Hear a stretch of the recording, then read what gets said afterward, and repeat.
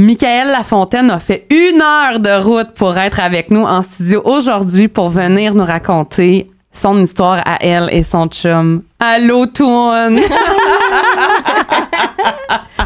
Et là, je me permets le toune parce qu'on se connaît, Michaël. Oui. Et on se connaît par l'entremise de ma meilleure amie que j'ai déjà nommée au balado, Claudie. Donc, vous avez fait de la ringuette ensemble et puis... toi et moi, on a... Ben, tu sais, on se connaissait, là, de par Claudie. Ça fait des années qu'on se connaît, mais mettons, on n'a jamais sorti d'un bar ensemble, non, là. c'est ça, ouais. Puis là, ben, on a repris contact à l'automne par rapport à nos parcours en fertilité. Et j'ai invité Michaël parce que Michaël, ben, on s'est surtout beaucoup... Ben, c'est ça, depuis l'automne, mais je trouve que c'est ça, on s'est quand même beaucoup... échanger de grandes choses. Et Michaël m'a transmis sa force un peu et son espoir. Et quand je dis qu'elle m'émeut, c'est vraiment profond. Puis elle m'aide beaucoup. Elle m'aide beaucoup de par sa positivité, puis de par sa confiance en la vie. Et je me suis dit que c'était une belle idée qu'elle vienne partager ça avec vous, les infertiles, parce que je me suis dit qu'elle pouvait peut-être en aider plus d'une. Donc, merci d'avoir accepté spontanément mon invitation. Ça me fait plaisir, puis ça me touche vraiment ce que tu dis, là.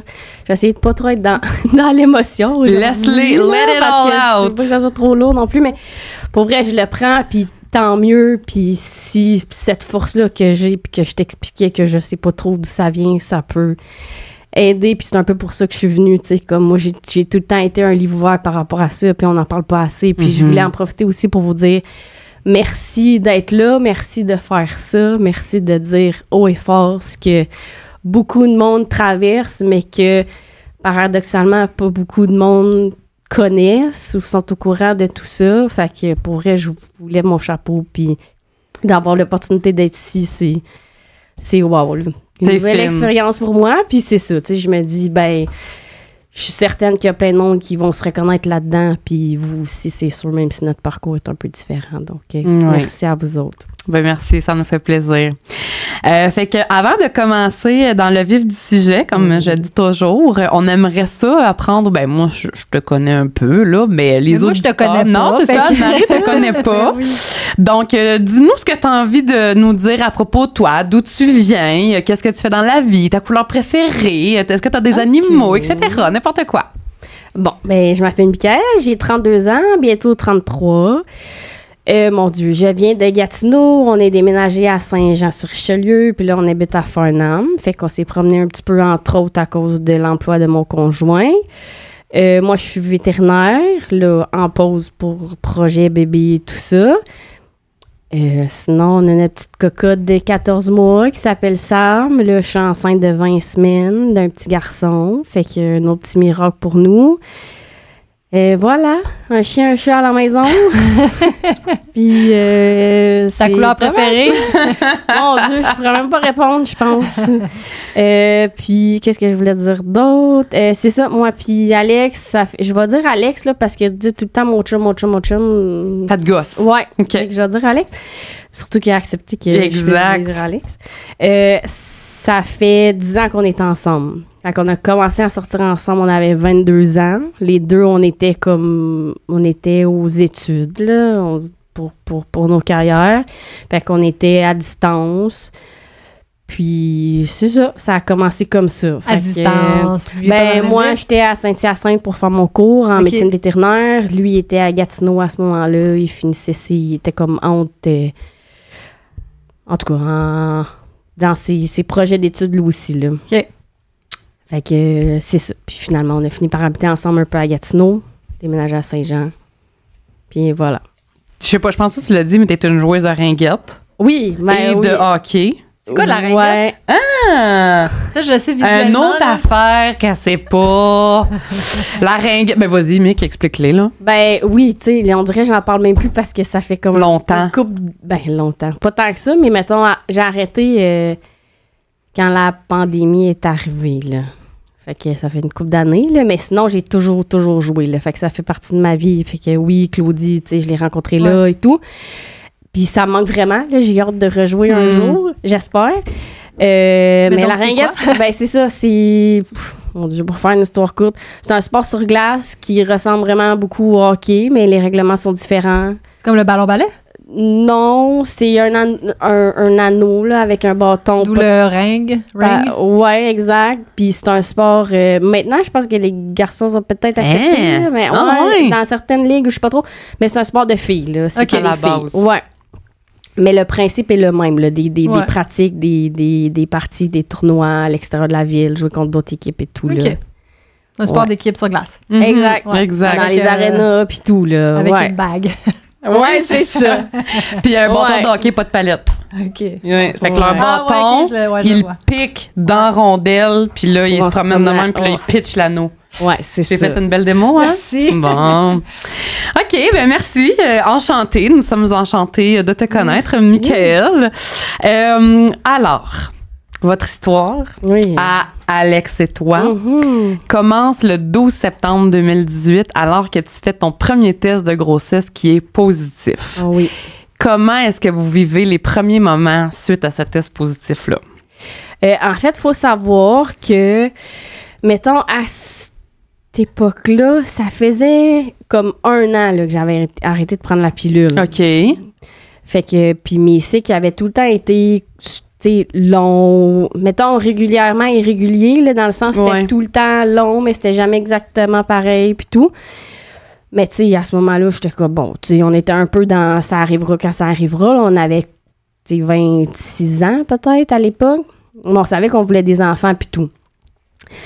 Fait que, c'est ça. Fait que ça a pris 1 an. Fait que, à cause de mes cycles un peu bizarres, j'ai comme, je sais pas trop pourquoi, là, j'ai eu un flash, puis j'ai dit, tu sais, je vais prendre une chance, puis je vais faire un test, parce que là, c'était peut-être particulièrement un peu plus long comme cycle. Puis il y avait comme une petite ligne, mais on dirait, là, dans ce temps-là, c'était le premier test de grossesse que je faisais.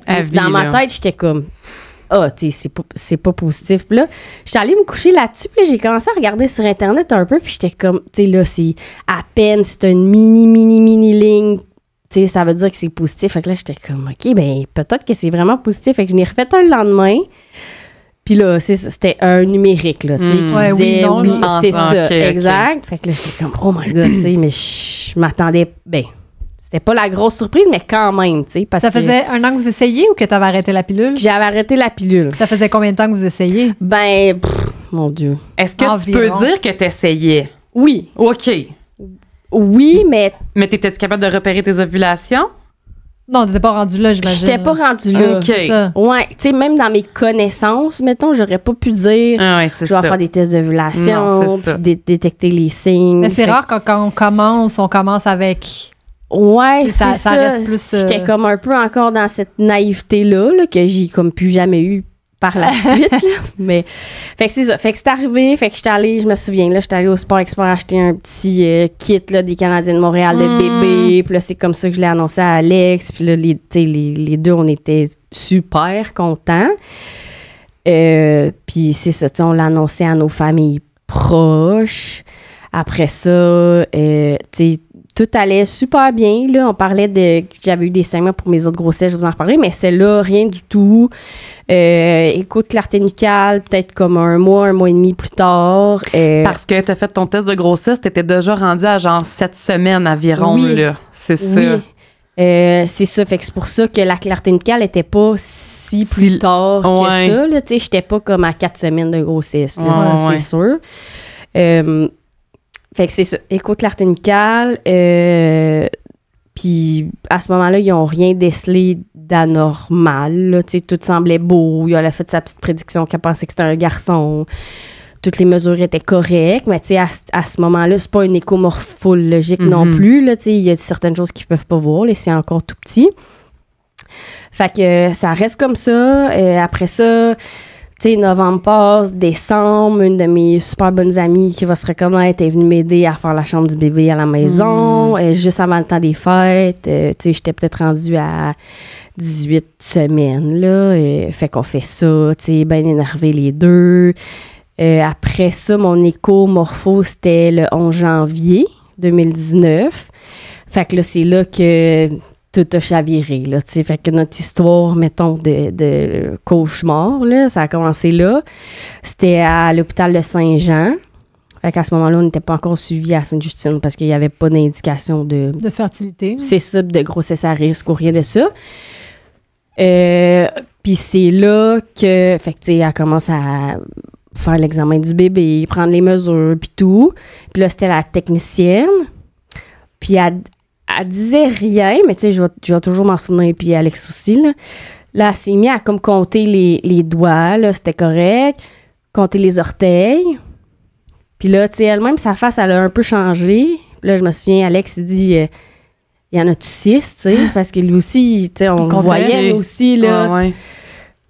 Fait que là, elle a juste comme tout arrêté, puis elle est allée chercher le médecin, là, ou radiologiste, médecin qui faisait l'écho. Fait que là, elle nous a confirmé que sur chaque pied, il y avait 6 orteils. Vous l'avez su là? On l'a su là. Par la radiologiste, tu dis? Ouais. Parce que c'est ça, je sais pour dire, parce que je pense que les techniciennes ou les techniciens, ils n'ont pas le droit de donner. De le dire. Mais tu sais, on l'a bien vu, là, qu'il y avait quelque chose, là, mais elle est partie, puis là, c'est ça. C'est la médecin qui nous a dit, c'est ça, elle nous a comme confirmé ça. Puis elle trouvait aussi que les reins ils étaient un peu plus écogènes à l'écho, fait qu'un peu plus blanc, mettons, que la normale. Blanc ou foncé? Blanc. Ah, ouais? Ouais. OK. Comme hyper écogène, là. Puis ça veut dire quoi, écogène? Tu sais, quelque chose d'écogène, ça veut dire qu'à l'écho, ça va vraiment ressortir, là. OK. Fait que versus, mettons, de l'air ou du liquide qui serait noir. Ah, OK. Fait que ça indiquait peut-être, tu sais, comme un problème au niveau des reins. Fait que c'est ça. Fait que là, de là, elle envoyé une requête à Sainte-Justine pour qu'eux, ils nous contactent, puis qu'eux fassent l'écho, puis après ça, qu'on rencontre les spécialistes qu'on aurait besoin de rencontrer. Fait que je pense que ça a pris comme 2 semaines là, avant qu'on se fasse appeler. Fait que, tu sais, ça, c'était comme l'enfer. Là. Ben oui, c'était... ton monde s'écroule, puis après ça, on se disait, tu sais, ça va être correct, tu sais, puis il va juste se faire opérer pour sa petite 6e orteil, puis tout va être beau. Fait qu'après ça, on va à Sainte-Justine. Là, ils nous confirment la même chose. Puis eux, ils nous envoient en génétique parce que, dans le fond, ils étaient inquiets pour un syndrome particulier qui fitait, mettons, avec ces 2 symptômes-là. Ouais. Tu sais, polydactylie, là, qu'ils appellent, là, fait que des doigts ou des orteils supplémentaires, puis des problèmes rénaux. Fait qu'on est allé en génétique après ça, puis là, ils nous ont expliqué ça, fait que le nom du syndrome, puis tout, mais tu sais, ils pouvaient pas le confirmer à 100%. Fait qu'ils nous ont proposé de faire la myosynthèse pour aller prendre, dans le fond, du liquide amniotique avec les cellules du bébé, puis les faire tester. Je pense qu'il fallait qu'ils les envoient là, aux États-Unis là, pour faire tester ça, pour faire justement, dans le fond, ils allaient tester pour les maladies suspectées, là, duquel ces symptômes-là auraient pu découler. Puis excuse-moi, je suis pas certaine de savoir, mais une amniosynthèse, là, est-ce que ça se fait par le ventre ou par le vagin? Par le ventre. Ah, c'est ça, ils piquent directement dans bédaine de grossesse, là, puis ils vont chercher le liquide. Ouais. OK. Ouais, normalement, c'est 30 millilitres. OK. Fait que 10 fois, 3 fois des 3 fioles, genre, OK. 10 millilitres. Ouais. OK. Mais tu sais, la procédure comme telle, ça dure 2 minutes, là. Ça fait-tu mal? Non. C'est inconfortable. Inconfortable, ouais. Puis, tu sais, on dirait que quand t'es enceinte, t'as comme tout le temps le réflexe de protéger ta bédaine, là. Fait que là, t'es juste là, puis tu bouges pas, puis il te rentre une aiguille, mais tu vois les cours, puis tout, là, tu sais, puis ils vont pas proche du bébé. Fait que... non, tu sais, c'est un petit pincement, mettons. Puis ça fait comme une petite crampe utérine, comme menstruelle, un peu. Ah ouais, tu ressens ça? Ouais. Ah ouais? Puis ils nous le disent, là, dans le fond, parce que quand c'est comme l'utérus qui se contracte quand il se fait piquer, là, dans le fond. OK. C'est comme un peu son moyen de défense, genre. Ouais, c'est ça. Fait que... Est-ce que tu étais... Ouais? Calmant? Non, pas du tout? Non. Même OK. pas. OK. Non, ouais. Ils désinfectent là, le ventre puis ils mettent des petits champs stériles. Tu sais, ça se fait de façon stérile parce qu'ils veulent pas aller mettre des bactéries dans la bédaine non plus. Là. Évidemment. Fait qu'on a eu ça. Excusez. Puis de là, fait que là, on attendait les résultats. On aurait pu prendre la décision d'interrompre la grossesse là. Sans avoir eu les résultats? Ouais, on aurait pu. Parce que, tu sais, ça pointait vraiment vers ça, mais c'était pas confirmé. Tu sais, on savait qu'il y avait quelque chose d'anormal. On a vu la néphrologue aussi qui nous expliquait que si c'était bel et bien ce syndrome-là, ce que ça impliquait au niveau de la fonction rénale. Néphrologue, c'est pour les nerfs? C'est pour les reins. Les reins, OK. Néphrologue. Ouais, dans moi aussi, je trouve ça bizarre. Ouais, néphrologue pour les reins. Fait que, neurologue pour les nerfs. Oui. Fait que, ouais. Ah, ben oui. Néphrologue. Mais néphrologue. OK. Ouais. Fait que c'est ça. Ben, nous, on se disait... Tu sais, on s'est toujours entendu là-dessus, là, dans le sens que si notre enfant était pour être malade, là, je parle pas quelque chose de mineur, là, tu sais, on allait interrompre, là. Tu sais, pour ça, on n'a jamais eu de doute, là, mais ouais, c'est ça, de doute. Mais on s'était dit, tu sais, rendu là, dans la grossesse, de toute façon, je pouvais pas avoir de curetage, là. Fait que, tu sais, l'issue aurait été la même. Fait que, oui, c'était comme terrible d'attendre pendant 6 semaines-là les résultats. Mais on s'est dit, on va avoir la conscience tranquille, tu sais, qu'on n'a pas pris de décision précipitée ou, tu sais, d'avoir le diagnostic confirmé. Fait que ça a pris, là, comme 5 semaines et demie. Oh, là. mon Dieu. Avant d'avoir le résultat? Ouais. Oh, mon Dieu! Puis, tu sais, à ce moment-là, j'étais rendue déjà comme à 25 semaines. Fait que, tu sais, cette période-là aussi, là, c'était terrible, là, comme attente. Fait que là, t'as connu le résultat genre à 30 semaines? Ouais, 29. Ah, bon. Ouais, 29. Puis, dans le fond, ils nous ont... Tu sais, à la fin, là, j'appelais là, quasiment tous les jours. Là, puis, tu sais, notre conseillère génétique, elle était super fine. D'ailleurs, c'est encore la même. Là. Puis, tu sais, elle me le disait, elle a dit, dès que ça arrive sur mon bureau, je vous appelle. Là, tu sais. Puis là, excuse-moi, c'était long de même parce qu'ils l'ont envoyé aux États-Unis, c'est ça? Sûrement, le délai de transport puis l'analyse comme telle, tu sais, vu que c'était quand même acheté quelque chose de pointilleux, je sais pas à quel en même temps, point. une affaire de même, tu niaises pas avec ça, là, Ben, tu fais pas ça poireauter longtemps pour rien, là, tu sais, il me semble que ça devient le dossier sur le top de la pile, Ben, là, c'est tu sais. ça, tu sais, puis c'est ça qu'ils nous avait dit aussi, là, vu que c'est une grossesse en cours puis tout, tu sais, que c'était mis en priorité, fait que je peux même pas imaginer ce que c'est comme... moins pressant, mais en même temps, qu'est-ce qu'il y a de moins pressant dans des situations comme ça? C'est comme... fait que c'est ça. Fait que finalement, ils nous ont appelés, ils nous ont confirmé que c'était ça. Puis c'est quoi le syndrome, le nom? Le nom, c'est Bardet-Biedl. Je pourrais vous l'épeler, là, mais c'est un syndrome qui est connu. C'est rare, par exemple, mais c'est connu. Puis c'est un syndrome génétique. Dans le fond, il faut que les 2 parents ils soient porteurs de la mutation. Puis l'enfant...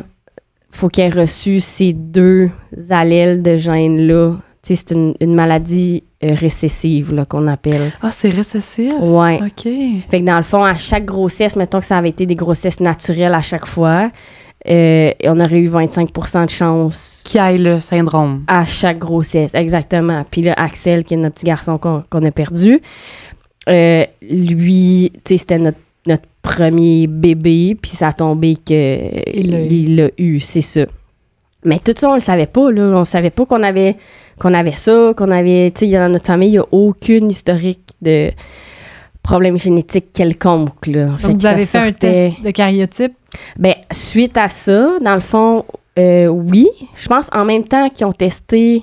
le fœtus? Ouais, c'est ça. Ils ont pris, tu sais, nos échantillons sanguins pour voir...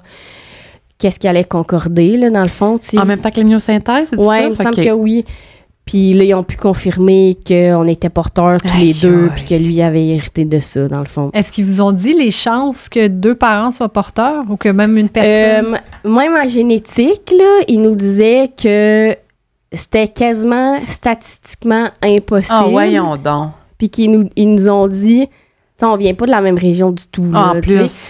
Ils nous ont dit, il faut que vous ayez un ancêtre commun dans votre arbre généalogique. Peut-être pas, genre, les arrière-grands-parents, là, mais plus loin parce que c'est une mutation, tu sais, isolée, puis vous avez rare. la même. Ouais, c'est ça. Voyons donc. Ouais. Tu sais, quand tu dis pourquoi, là. Ouais. Tu sais, au point que ils trouvaient pas pertinent de tester nos frères et sœurs, là. Parce qu'ils nous disaient les chances que Eux autres, ils l'aillent. Ben, qu'eux autres, ils l'aillent peut-être. Mais que leur conjointe. C'est ça. OK. Ils disaient, ça vaut pas la peine, là. Puis tu vois, ils ont eu des enfants chacun de leur côté, puis tout est beau, Tout là. est beau. Ouais, puis tu sais, ce qu'il nous expliquait, je pense qu'il y a un de vos invités, je me souviens plus, qui racontait ça, tu sais, que on a tous des mutations génétiques. Tu sais, nous, il nous avait dit, comme, mettons, dans moyenne 10-15, là, dans notre génome, mais que le partenaire, parmi les je sais pas, milliards de codes génétiques, mais ça arrive jamais ou pratiquement jamais que le conjoint a les mêmes. Fait que dans le fond, quand ça fait des enfants, ben la mutation de un est palliée par l'autre. Ouais. Tu sais, on n'en parle ça plus. Meurt, là. puis C'est ça, exactement. Ça disparaît. Mais là, Oh my God, voyons Ouais. donc. Comment est-ce que vous vous êtes sentis, Alex et toi, quand vous avez non seulement su que vous étiez tous les deux porteurs, mais que c'était quasi impossible que ça arrive? ouais. Comment Ben, vous vous êtes sentis? Tu sais, au début, tu te dis, voyons, tu sais, ça se peut pas, là. Tu sais, comment ça, tout ça, tu sais, tu te poses tellement de questions, mais au final, il y a juste pas de réponse, là. Tu sais, tu te dis, pourquoi on s'est rencontrés, tu sais, parmi tous les êtres humains de la vie, là, tu sais, nos parcours se sont croisés, on s'est choisis, on voulait une famille ensemble, tu sais, c'est quoi les chances? Mais c'est ça, tu sais, quand tu tombes là-dedans, c'est un peu la spiritualité quasiment, là, puis tu sais, moi, ces affaires-là, je suis comme, bon, tu sais, c'est ça, puis on vit avec, là, mais encore aujourd'hui, tu sais, tu repenses à ça, puis je vous raconte ça, puis tu te dis, voyons, tu sais. C'est quoi les chances que ça tombe ça, sur vous? Là, exactement. Tu sais, puis peut-être qu'il y a des gens qui vont se reconnaître, puis vont faire comme, ben, nous aussi, tu sais, On a c'est quelque chose de arrivé, même, c'est ouais. ça. Fait que c'est ça, au début, c'est un peu, tu sais, de l'incompréhension totale, l'injustice, tu te dis pourquoi, puis après ça, tu te dis, bon, ben, qu'est-ce qu'on fait avec ça, tu sais? Fait que là, vous recevez le diagnostic officiel, t'es rendu à 29 semaines. Ouais. Fait que là, qu'est-ce que les médecins vous disent là, avec ce diagnostic-là? Ben, ils savaient déjà, tu sais, que notre décision, si c'était confirmé, qu'on allait interrompre la grossesse. Fait que dans le fond, ils nous ont donné comme 2 choix de date, là. Puis là, moi, j'étais comme le plus tôt possible. ouais. Ben oui. Mm-hmm. Fait que ça s'est fait, j'étais à 29 semaines et demie, là, tu sais. Fait que c'était comme dans les jours après, fallait que je prenne là, de mémoire un comprimé comme 24 heures avant qui allait, je pense, comme favoriser le déclenchement de l'accouchement, là.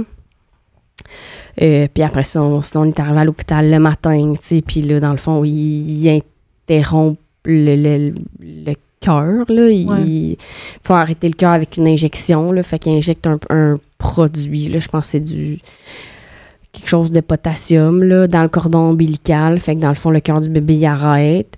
Puis après ça, dans le fond, j'ai pris de la médication, des comprimés oraux. Je pense que c'était juste ça au début, comme à tous les 4 heures pour déclencher là, l'accouchement. Mais tu sais, ça a pris... T'étais à l'hôpital ou t'es rentré chez toi? J'étais à l'hôpital. Okay. Ouais, tu sais, j'avais un soluté puis tout, là. Puis là, on était à Sainte-Justine, là, pour faire tout ça. Mais tu sais, entre le moment, mettons, de l'injection, là, tu sais, qu'Axel est décédé puis que j'ai accouché, tu sais, ça a pris 20 heures, là. Oh my God! Ouais. Fait que, c'est ça, tu sais, nos familles sont venues, tu sais, on était super bien encadrés, là, par le personnel médical aussi, là, tu sais. Je me disais, aïe, eux c'est leur quotidien, là, dans le fond, mais tu sais, ils nous ont fait sentir comme si, tu sais, ils ont vécu ça avec nous, puis on dirait, c'est ça, d'y repenser, puis de l'avoir vécu comme on l'a vécu, tu sais, ça a un peu mis un bond dans la mesure du possible, là, mettons, sur, c'est ça, cet événement-là. Tu sais, comme, je changerais rien de ce qu'on pouvait changer dans comment on a vécu ça, là. Fait que, tu sais, au moins, je suis comme un peu en paix avec ça, là, puis je pense qu'Alex aussi. Mais, tu sais, ils ont pris des photos, ils ont fait des empreintes, on a ses cendres à la maison, fait que, ouais. Ça me touche beaucoup. Parce que je me mets à votre place, tu sais, puis je m'imagine tout ça, là. même lui, le petit, tu sais. Ouais. Puis toi, tu sais, qui vit ça, qui reçoit cette injection-là, tu sais, puis... Mais en même temps, tu sais, ça m'apaise de savoir, tu sais, justement que tu as été super bien encadré avec, tu sais, ta famille s'est déplacée à l'hôpital sans surprise, sans te le dire, tu sais, puis ça aussi, je trouve ça super beau, tu sais, puis je suis désolée que ça vous est arrivé. Pour vrai, on souhaite pas ça à personne, tu sais, c'est sûr, c'est vraiment atroce, là. C'est ça. Merci. Fait que... est-ce que tu as envie de... Tu sais, tu dis qu'il y a eu des photos, là, mais vous lui avez donné un bain aussi, là, à l'hôpital? Oui, en fait, c'est... je pense que c'est eux. On avait le choix là, de tout de suite, quand j'accouche, le prendre sur moi puis tout, là. Mais on leur avait dit avant, que c'était correct, là, qu'ils partent avec, puis qu'elle le nettoyaient un peu, puis qu'ils nous le rapportent, là. Fait que c'est pas nous qui l'ont... OK.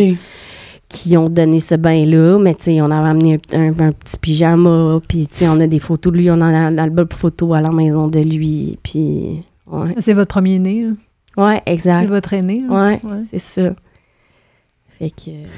Puis après que, bon, ce qui devait être fait à l'hôpital était fait, qu'est-ce qui s'est passé dans les jours qui ont suivi, dans les semaines qui ont suivi, comment votre parcours psychologique à ton chum et toi s'est passé, tu sais, comment vous avez accueilli cet événement-là dans vos vies? Ben en fait, à l'hôpital, tu sais, on pouvait rester le temps qu'on voulait, là, avec lui, puis tout. Fait que, tu sais, de mémoire, j'ai accouché comme à 6 h le matin, puis à 2 h l'après-midi, on partait, là. OK. Fait que c'est ça, tu sais, tous les membres de notre famille proche, là, tu sais, sont venus, ils l'ont pris dans leurs bras, tu sais. Fait que c'était quelque chose, là, mais en même temps, on n'aurait pas voulu le contraire, là, tu sais, parce qu'après ça, c'est fini, là, tu le verras plus jamais, là, tu sais. Fait que c'est ça, fait qu'on est parti, puis tu sais, à un moment donné, c'est comme, c'est cru de dire ça, là, mais le bébé comme tel, il devient bleu, puis tout, là, fait que on était comme, OK, tu sais, on va juste le laisser aller se reposer, lui aussi, là. Puis tu sais, on avait dit à l'hôpital là, ce qu'on voulait, là, tu sais, parce qu'il y a comme un cimetière, je pense. Un crématorium?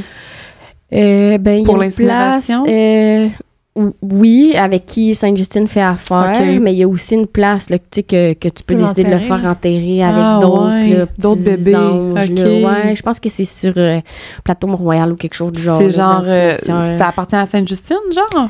Je sais pas si ça appartient à qui, mais d'après moi, oui, là. Okay. Fait que c'est offert aux parents, tu sais. Mais nous, on avait décidé qu'on voulait les cendres pour l'avoir avec nous, là. OK. Puis, fait que c'est ça. Fait qu'ils nous ont appelés, je pense, quelques semaines plus tard, là, pour dire que c'était prêt puis qu'on pouvait venir le chercher. Fait qu'on a amené la petite urne qu'on avait achetée, puis eux, ils ont mis les cendres dedans et tout. Mais, fait que c'est ça. On est parti de l'hôpital. Tu sais, tantôt, vous parlez du... Take Home Baby, là. Fait que ça me faisait penser à ça parce que les gens qui vivent ce qu'on a vécu, tu repars à la maison les mains vides, là, les bras vides. Fait que Sainte-Justine a d'ailleurs fait un petit documentaire là-dessus là, qui s'appelle Revenir les bras vides, je pense. Ah ouais. Ouais, de comme 4 épisodes, là. Puis c'est un peu des gens comme nous, tu sais, différents témoignages, mais qui racontent leur histoire, tu sais, de comment ils ont vécu ça, puis tout. Fait que ouais, c'est vraiment intéressant. Ça fait peut-être 3 ans de ça que ça a été diffusé, mais c'est sûr que ça se retrouve, là, en tout cas. Fait que c'est sûr que nous, on l'avait écouté. Fait qu'on retourne à la maison, mais tu sais, là, c'est comme dur, là. Absolument. Tu sais, la chambre du bébé, tu sais, moi je suis allée, là, puis on a comme mis, tu sais, les souvenirs qu'on avait, puis les photos dans son petit lit, mais, tu sais, Alex, il était pas capable d'y aller, là, pas du tout. T'sais, ça fait quand même quelques années, là. Reste que c'est ça. Ça reste un sujet sensible. Ça. Ben oui, tu sais, je peux raconter, on dirait des petits bouts par-ci par-là, puis je suis correct, mais on dirait de refaire comme l'histoire de A à Z. C'est comme. C'est de leur vie, là. Ouais, c'est ça. Ouais. Mais tu demandais pour suivi psychologique, c'est ça. Moi, j'avais décidé de consulter quelqu'un comme un peu avant puis un peu après, quand on savait, mettons, ce qui s'en venait. ça avait comme plus ou moins cliqué, là, avec la psy. Fait que elle était plus un peu dans l'ésotérisme, là. Moi, je suis plus comme quelqu'un de terre à terre, là. Fait que... C'est quelqu'un de rationnel, là. Oui, c'est ça. Mais en même temps, qu'est-ce que tu dis à quelqu'un qui vit ça, là? Fait que je comprenais son approche, mais tu sais, de dire ça m'a-tu aidé? Peut-être, là, d'être un peu plus en paix avec ça, là, mais bon. Fait que moi, j'avais décidé de faire ça quelques séances. Alex, à ce moment-là, il n'avait pas consulté. Puis c'est ça, on revient à la maison. Moi, j'avais, comme c'était une grossesse de plus de 19 semaines, la RQAP me donnait quelque chose comme... ça revenait à peu près à 3 mois là, de congé. Prestation, là, ouais. Fait que j'avais ça. J'avais déjà été... tu sais, je pense pas que j'étais retournée travailler là, depuis... Que t'étais enceinte. As-tu travaillé... J'ai travaillé au début, depuis qu'on a eu... tu sais, que ça a comme chaviré, là. Qu'on a eu les moins bonnes nouvelles puis tout, là. Fait qu'à partir de genre 20-21 semaines. Ouais, c'est ça. Je pense pas que j'étais retournée. OK. Fait que c'est ça. Moi, j'ai pris ce temps-là. Puis Alex, lui, la RQAP pour les papas, je sais pas si ça a changé. Je sais qu'il y a eu des pétitions là, l'année dernière, en tout cas un député dans le coin de Québec qui faisait signer quelque chose. Mais eux, ils ont le droit à 5 jours. Saint-Simonac. C'est tellement insultant. Fait que, puis tenez à ce que je le mentionne pour espérer que les choses changent pour eux. Oui, c'est très important à mentionner. Merci. Parce Merci que, de le dire. Oui, c'est la maman qui accouche puis tout, mais... Mais le père, il est autant impliqué émotionnellement, là. C'est ça, ouais. Tu sais, il est là du début à la fin, il a tout vécu lui aussi, là. Fait qu'en tout cas, après 5 jours, lui, il était reparti travailler. Puis c'est après, il a changé d'employeur, puis là, avec son nouvel employeur, là, qui est encore là aujourd'hui, là, eux, ils couvraient les frais pour un soutien psychologique. Là. OK, bon. Fait que je pense pas que le congé, mettons, qu'ils donnent, il est plus long, là, parce que c'est pas eux qui décident ça. Là. Je pense que c'est vraiment la RQAP. Mais en tout cas, fait qu'au moins, il avait eu ça, puis il avait décidé d'y aller. Fait que ça, c'était plus tard, par exemple. Là. C'était peut-être 1 an plus tard. Là. Fait que c'est ça. Fait que, tu sais, j'étais quand même... pas souvent, mais toute seule à la maison, veux pas, là, parce que lui, il travaillait, puis nous, on était à Saint-Jean, fait que nos familles immédiates étaient pas dans le coin, là. Mais, tu sais, on était quand même super bien entourés, là. Tu sais, j'ai toujours su que s'il y avait quelque chose, je pouvais appeler, puis tout. Mais il y avait des moments aussi que je préférais plus être seule, là, surtout plus au début. Mais, tu sais, je me souviens, ma mère est venue, elle nous faisait à souper, puis, tu sais, on savait qu'il était là. Tu sais, on a reçu... par la poste, là, plein de cartes de sympathie, des bouquets de fleurs. Mon employeur à moi nous avait envoyé comme un beau panier de fruits. Fait que c'est toutes des choses qu'on se souvient, là, qui nous ont vraiment touchés. Fait que c'est ça. Tu te mets en mode survie un peu, là. Tu réalises pas trop qu'est-ce qui t'arrive. C'est comme l'incompréhension totale, l'injustice. Fait que c'est ça, les semaines ont passé, puis après coup, tu sais, comme moi, j'ai vécu mon deuil plus, on dirait, tout de suite. Puis Alex a été comme plus à retardement, tu sais, parce que lui, il m'expliquait par la suite que il y avait le sentiment que j'étais tellement à terre qu'il avait besoin d'être fort puis d'être là pour moi. Fait que lui, il n'a pas nécessairement pu vivre, tu sais, sa peine comme il la ressentait. Fait qu'il s'est un peu, je pense, lancé dans le travail, puis autre chose. Puis, tu sais, ça a fini par le rattraper, mais ça a fait que c'est ça. Je pense que ça, c'est fréquent dans plein de situations. Absolument. Les deux partenaires vivent pas les choses de la même façon ou à retarder avec un décalage, puis tout. Fait que, en tout cas, je vous en reparlerai après, là, mais... puis c'est ça, petit à petit, ben, je suis retournée travailler, puis la vie continue, là, pas le choix. C'est ça, tu passes pas... Je peux pas dire que tu passes au travers de ça, là. Tu vis avec pour le restant de ta vie, là. Il y a une psychologue, justement, Marie-Alexia Allard, qui est venue au podcast, tu sais, elle nous disait qu'un deuil, on vit avec, tu sais, on fait pas un deuil, mais on apprend à vivre avec, c'est ça, exactement. Fait que, ouais, c'est ça. Ouais. Je pense pas que tu l'as mentionné, mais je veux revenir au syndrome, si ça te dérange pas. Non. Ah oui, parce que je l'ai pas dit, hein, ce que ça implique. C'est ça, c'est quoi que ça implique? C'est quoi ce syndrome-là, en fait? Ben, ça touche plusieurs sphères, là. C'est comme multisystémique, là, qu'ils appellent. Mais dans le fond, ils peuvent pas dire, tu sais, à quel degré tout ça va être affecté. C'est ça. Fait que c'était comme, ben, il peut avoir ça.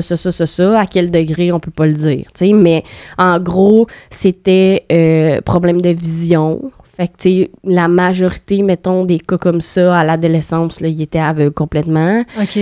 Insuffisance rénale avec des problèmes de reins, puis encore là, il nous disait, ça se peut qu'à la naissance, les reins fonctionnent pas du tout. Mais la néphrologue, comme je disais tantôt, elle nous disait aussi qu'elle, c'est souvent plus à l'adolescence que là, tu sais, la fonction rénale chute, là. Fait que ils ont besoin de dialyse jusqu'à un moment donné dessus. Mais tu sais, l'espérance de vie est vraiment pas longue, là, à cause de tout ça. Il y avait aussi obésité, diabète relié à l'obésité, des malformations au niveau des organes génitaux. Ah, ouais. Ouais, comme des petits organes génitaux, mais c'est ça, des doigts, orteils surnuméraires. Il n'y avait pas au niveau du lobe frontal, il n'y avait pas une malformation du crâne? Non? Je pense pas, peut-être. Mais il y avait déficience intellectuelle qui pouvait être dans ça aussi, comme à différents niveaux. Puis c'est pas mal ça, je pense, là. Fait que est-ce que c'est comme sur un enfant ou un bébé ou un fœtus qui est diagnostiqué avec ce syndrome-là, est-ce que c'est sûr qu'il est affecté sur toutes ces sphères-là, mais ce qu'on sait pas, c'est le degré, genre? Je pense que peut-être que c'est pas sûr que c'est toutes ces sphères-là, mais c'est clair que c'est plus qu'une chose, là, tu sais. Ça affecte jamais, mettons, que les reins, là. OK. De ce que j'ai lu aussi après, là. Puis c'est ça, tu sais, à quel degré, mais tu sais, il y avait rien que c'était des trucs mineurs, là, si je peux dire. Tu sais, comme les reins, la vue, puis tout, on était comme aïe, tu sais, on va pas vivre ça à un enfant, puis c'est pas une qualité de vie. C'est pas non, exact. Puis on était, tu sais, ça va être quoi sa vie à lui, notre vie à nous aussi, tu sais, sans vouloir être égoïste, là, mais tu te dis, OK, mais on va lui donner les soins qu'il a besoin, mais on va être rendu à Sainte-Justine à tous les jours, là, tu sais, comme... C'est ça. Fait que, ben, la raison première pourquoi on a fait ça, c'était pour lui, là, ça, c'est sûr. Mais c'est ça, tu sais, je pense pas que nous non plus, on était... Tu sais, il y en a, là, qui disent mon enfant est trisomique, tu sais, c'est pas du tout le même impact, on s'entend, là, mais qui sont prêts à vivre avec ça, puis tout, là, tu sais, je pense pas que nous, encore aujourd'hui, là, tu sais, que... Vous ne sentiez pas équipé pour élever un enfant? Ouais. Ben, c'est ça, ouais, exact. Puis, tu sais, comment je peux dire ça? Déjà, tu te donnes corps et âme quand t'as un enfant, là, mais quand t'as un enfant handicapé, puis ces parents-là, honnêtement, je leur lève mon chapeau, là. Mais tu sais, ça t'arrive, puis c'est pas toi qui choisis ça, là. Ça, je comprends très bien, mais de le savoir, puis de pouvoir choisir, puis épargner ça pour l'enfant, puis pour nous, tu sais, nous, c'était clair que c'était ça notre choix, là. Fait que c'est ça, je m'en allais avec ça. Ouais, c'est ça, le syndrome. Ouais. Fait que c'est ça, c'était pas... mais on a rencontré la néphrologue qui nous a expliqué un peu, parce qu'elle avait des patients, tu sais, qu'elle suit, qui ont ça, là, fait qu'elle pouvait nous dire... Okay. Ouais, c'est ça, tu sais, pas une tonne, parce que c'est rare, mais quand même, là, tu sais, elle en suivait, fait qu'elle nous disait, ben, tu sais, normalement, c'est ça que je vois, là, tu sais, pour qu'on prenne une décision encore plus éclairée. Fait que c'est ça. Fait que là, vous rentrez à la maison, les semaines, les mois s'écoulent, tu retournes travailler et éventuellement, vous recommencez à essayer de retomber enceinte. Exact. Parce que ce qu'ils nous ont dit, tu sais, c'était que si...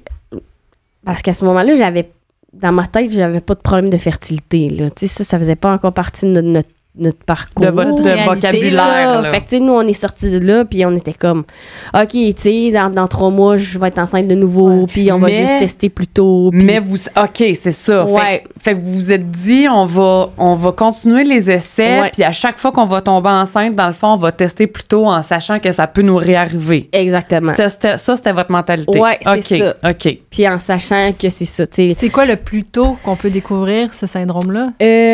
c'est en faisant une biopsie coriale au lieu d'une amyosynthèse. Puis une biopsie coriale, dans le fond, c'est au lieu d'aller chercher le liquide, qui est dans l'amyosynthèse, c'est des cellules du placenta. Fait que ça peut se faire plus tôt, autour de 10 semaines. OK, c'est moins pire à 10 semaines. C'est ça. Fait que tu en as les résultats à 13-14. Fait qu'à ce moment-là, tu peux avoir un curetage au lieu d'accoucher. OK. Fait que c'était ça. Puis tu vis ta grossesse 14 semaines au lieu de 30, là. Oui. Mais au moins, on s'entend que... sais, fait que tu peux te préparer mentalement. C'est ça. Tu sais, du début, mettons que j'avais eu une grossesse, ben on se serait dit, on va juste espérer d'être chanceux cette fois-ci. Sachant que l'issue aurait pu être la même. Puis tu sais, est-ce que... Là, je peux pas le dire parce que j'ai pas vécu les deux, mais la peine aurait probablement été la même, mais peut-être moins traumatisant, là, on s'entend. Là. Parce que vous l'auriez déjà vécu. Oui, puis tu sais, un curetage versus accoucher d'un bébé décédé. Absolument. Tu sais, je veux pas minimiser un ou l'autre, mais, mais pour moi, ça aurait été moins pire. Là, Quand on était comme prêt à vivre avec ça, si on veut, en disant, bon, ben, on va être sur le 75% pour les prochaines fois. Mais cette grossesse-là n'est jamais arrivée. Parce que vous avez essayé 1 an. Plus que ça. Ah, ouais? Ouais. Est-ce que, je veux pas être indiscrète, puis dis-moi si tu veux pas aller là, mais est-ce que ça a été long avant que vous recommenciez à retomber enceinte, dans le fond? Suite à essayer? Ouais. T'en souviens pas? Pas exactement, mais je pourrais te dire peut-être quelques mois, là. Ouais. OK. Parce que ça, c'est arrivé en mars, puis je me souviens que l'été, mais tu sais, ça a comme pris du temps encore là, mes cycles, puis tout, là, c'était,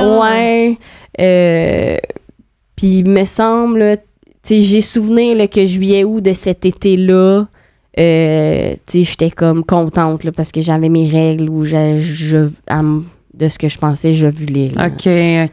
Juillet-août, fait que, tu sais, une couple de mois, mars, là, avril, mai, juin, juillet. OK, 4-5 mois, genre. C'est ça. OK, fait que dans le fond, t'as attendu tes règles avant de recommencer à essayer. Oui. OK. Ouais. OK. Ça a dû être ça, là, puis c'est ça. Ben, ça fonctionnait pas, non. Là, après ça, qu'est-ce qui est arrivé? On est déménagé juste avant la pandémie. Fait que peut-être un an après ça. On est déménagé l'été suivant. En tout cas, j'essaie juste d'avoir des repères là, dans le temps. Fait qu'on dirait que ça nous a comme un peu changé le mal de place, là, tu sais, penser à d'autres choses, un autre projet, puis tout. Puis on se disait, bon, ben, installer là-bas, tu sais, on va continuer à essayer.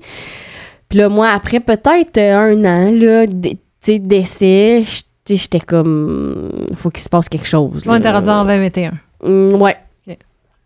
Ouais. L'automne 2020, là, on a eu comme un creux de vague, là, parce que nos chemins, ils faisaient comme ça, là, parce que moi, je voulais aller vers, c'est ça, de l'aide médicale, là, en fertilité puis tout, parce que je voyais bien qu'il y avait quelque chose qui marchait pas. Puis Alex, il était comme vraiment plus réticent à tout ça, puis il était pas nécessairement pressé, puis après coup qu'on a eu des discussions, il disait, tu sais, j'ai l'impression que ça va remplacer Axel, puis tu sais, je veux pas oublier, puis tout. Puis moi, j'étais juste comme, je veux un enfant, puis j'en ai pas, tu sais. Puis dans la vie, je suis assez... je veux quelque chose, je vais m'arranger pour l'avoir, là. Puis ça, on sait très bien qu'on n'a aucun contrôle là-dessus. Fait que c'était comme en train de me rendre folle, là. Puis il se passait rien, tu sais, de concret, là. Fait que j'étais comme, dans ma tête, il est mini moins une, là. Il faut qu'il se passe quelque chose. Fait qu'elle a fini par accepter qu'on aille dans une certaine clinique, là, à Montréal. Puis là, ça, c'était pendant la pandémie. Fait qu'il y avait comme peu de services. On dirait que tout était long. Une clinique de fertilité, là. Oui, c'est ça. Tout était lent partout. Fait que, tu sais, moi, j'appelais partout. Puis mon but, c'était juste d'avoir un rendez-vous le plus tôt possible. Fait que j'allais prendre un peu n'importe quoi. Fait que finalement, il y a une clinique, les délais étaient comme assez rapides. Fait qu'on est allé consulter là. Puis, tu sais, eux aussi, là, ils nous disaient, ben vu ce qui vous est arrivé, tu sais, c'est clair que faire du in vitro puis dépister les embryons, ce serait le plus logique. Mais nous, à cette époque-là, c'était comme, ah non, tu sais, c'est ben trop big, là, ce processus-là. On va juste faire des inséminations en vivant encore avec le risque que, tu sais, qu'on puisse avoir un enfant malade, puis tout. Fait qu'ils ont dit, OK, fait qu'ils ont fait un peu les tests de base, là, à ce moment-là, spermogramme. Moi, je pense que j'ai juste eu des prises de sang, puis genre, écho des ovaires. Des trompes de Fallope, t'as pas fait ça? Non, j'ai pas fait ça. OK. Ben, sûrement le fait que tu étais déjà tombée enceinte, ça devait démontrer que tu n'avais pas de problème de tomber enceinte. Oui, mais Ouais, après, peut-être. on peut quand même avoir des bactéries sans le savoir ou des infections sans le c'est savoir, pas puis ça comme peut si- bloquer les Je trompes. pense pas que c'est un test de base. Par contre, elle était rendue à tes premiers tests. Tout premier Oui, test. Oui, mais Ouais. le test de trompe de Fallope, c'est un test de base. Dr Dadou nous l'a dit. Dans les 3 tests de base, il y a les prises de sang, les trompes, puis non, le test de base qu'il fait pas, c'est la réserve ovarienne. Que ça, il disait que c'est pas d'emblée, mais que finalement, ils le font d'emblée. Mais Ben, tu vois, ça, les je tests de trompe de l'avais eu. Fallope, ils le font. C'est vraiment, t'es obligé parce que si les trompes sont obstruées, faut le savoir. Ouais. Parce qu'on fera pas d'insémination, tu sais, s'il y a quelque chose, s'il y a une trompe obstruée Ouais, ou c'est 2, vrai. tu sais. Puis je le sais que on peut avoir un enfant, puis après ça, avoir, comme j'ai dit, une infection ou un Après. virus ou une bactérie, puis ça peut bloquer les trompes, puis on peut être asymptomatique, fait qu'on on peut avoir les trompes bloquées puis sans le savoir, tu sais. Mhm. Fait que bref, je trouve ça un peu étrange Ouais. qu'il ait pas fait ce test-là, là. Fait que, mais tu parlais de réserve ovarienne. Ça, je l'avais eu. Je pense que c'était dans ce panel de tests-là aussi. En tout cas, les résultats qui étaient sortis, mettons, là, c'était spermogramme était correct, là. De son côté, il n'y avait pas de problème. Moi, tu sais, j'avais des cycles longs, irréguliers. Puis là, on dirait plus que je vous écoute avec les spécialistes qui viennent. Je suis comme, bon, ben, tu sais, finalement, c'était clair, là, mais bon. Puis, à l'écho, j'avais beaucoup de follicules sur mes ovaires. Fait que le médecin m'expliquait que c'était des symptômes là, du syndrome des ovaires polykystiques. Mais physiquement, j'ai jamais ressenti, mettons, de grosses douleurs quand j'avais mes règles ou j'ai jamais eu de pilosité puis tout. Mais je pense que je répondais aux critères dans le sens que j'avais des cycles super longs puis que Beaucoup de visuellement, c'est ça. Fait que probablement que après coup, la médecin de Sainte-Justine elle m'avait dit tes ovulations sont juste pas bonnes, jamais, à cause de ça. Pas bonne, pas de qualité, genre? Ben, je pense pas parce que je voulais super tard. OK. Fait que, tu sais, quand il disait le 25-35 jours, là, mais moi, ça dépassait tout le temps ça. Là, fait que le fait que tu sois tombée enceinte une première fois, c'est quand même un miracle. Ben, j'ai posé la question aussi, là, puis la réponse qu'on m'a donnée, c'est vous avez été chanceux. Ouais, c'est ça. Comment ça serait passé. Ouais. Mais en même temps, c'est grâce à Axel qu'on a pu comme accéder, savoir tout ça, puis que ça nous réarrive plus par la suite. Fait que, tu sais, une chance, une malchance, mais encore là, tu te dis, c'est quoi les chances que j'ai tombé enceinte ayant tout ça. C'est quoi les chances que vous les deux, vous ayez le gène? Ouais. C'est quoi les chances que tu tombes enceinte alors que tes cycles sont ultra longs? Exact. Fait qu'il y a plein de c'est quoi les chances que... C'est ça. Fou, que sur le coup, tu le sais pas. Là. Moi, j'étais comme, je vais retomber enceinte, puis ça va être correct. Finalement, tout ça découle. Parmi ça, j'ai oublié de le mentionner, mais j'ai eu... Mais ça, je pense que c'était même peut-être avant Axel, là, ma thyroïde était comme complètement déréglée, mais après ça, ça a été contrôlé, puis depuis, ça l'a toujours été. Fait que c'était pas nécessairement ce qui était en cause, là. Fait qu'en tout cas, on a décidé à cette clinique-là d'aller de l'avant. On a fait 2 inséminations. Ça n'a pas fonctionné. Toujours insémination, donc. Ouais, juste insémination. Après 2, les deux, on était comme un peu à bout là, de tout ça. Puis on se disait, bon, ben surtout Alex, là, il était comme... Je pense qu'il avait besoin d'un break puis de repenser à tout ça. Fait qu'on a mis ça sur pause. Est-ce que là, vous êtes rendu à 2 ans depuis ta première grossesse? Mon Dieu. Ça a dû être peut-être 1 an et demi après l'accouchement. OK. Puis tu as été enceinte pendant 30 semaines. Ouais. Fait que c'est environ... Fait qu'à peu près, à peu près 2 ans. Fait que c'est quand même si vous étiez au début de votre parcours en clinique, long, ça là. fait quand même 2 ans là, que vous... Ouais, puis avant ça faisait 1 an que vous essayez. C'est ça. Ouais. Fait que ça commençait à faire long, là. Mm-hmm.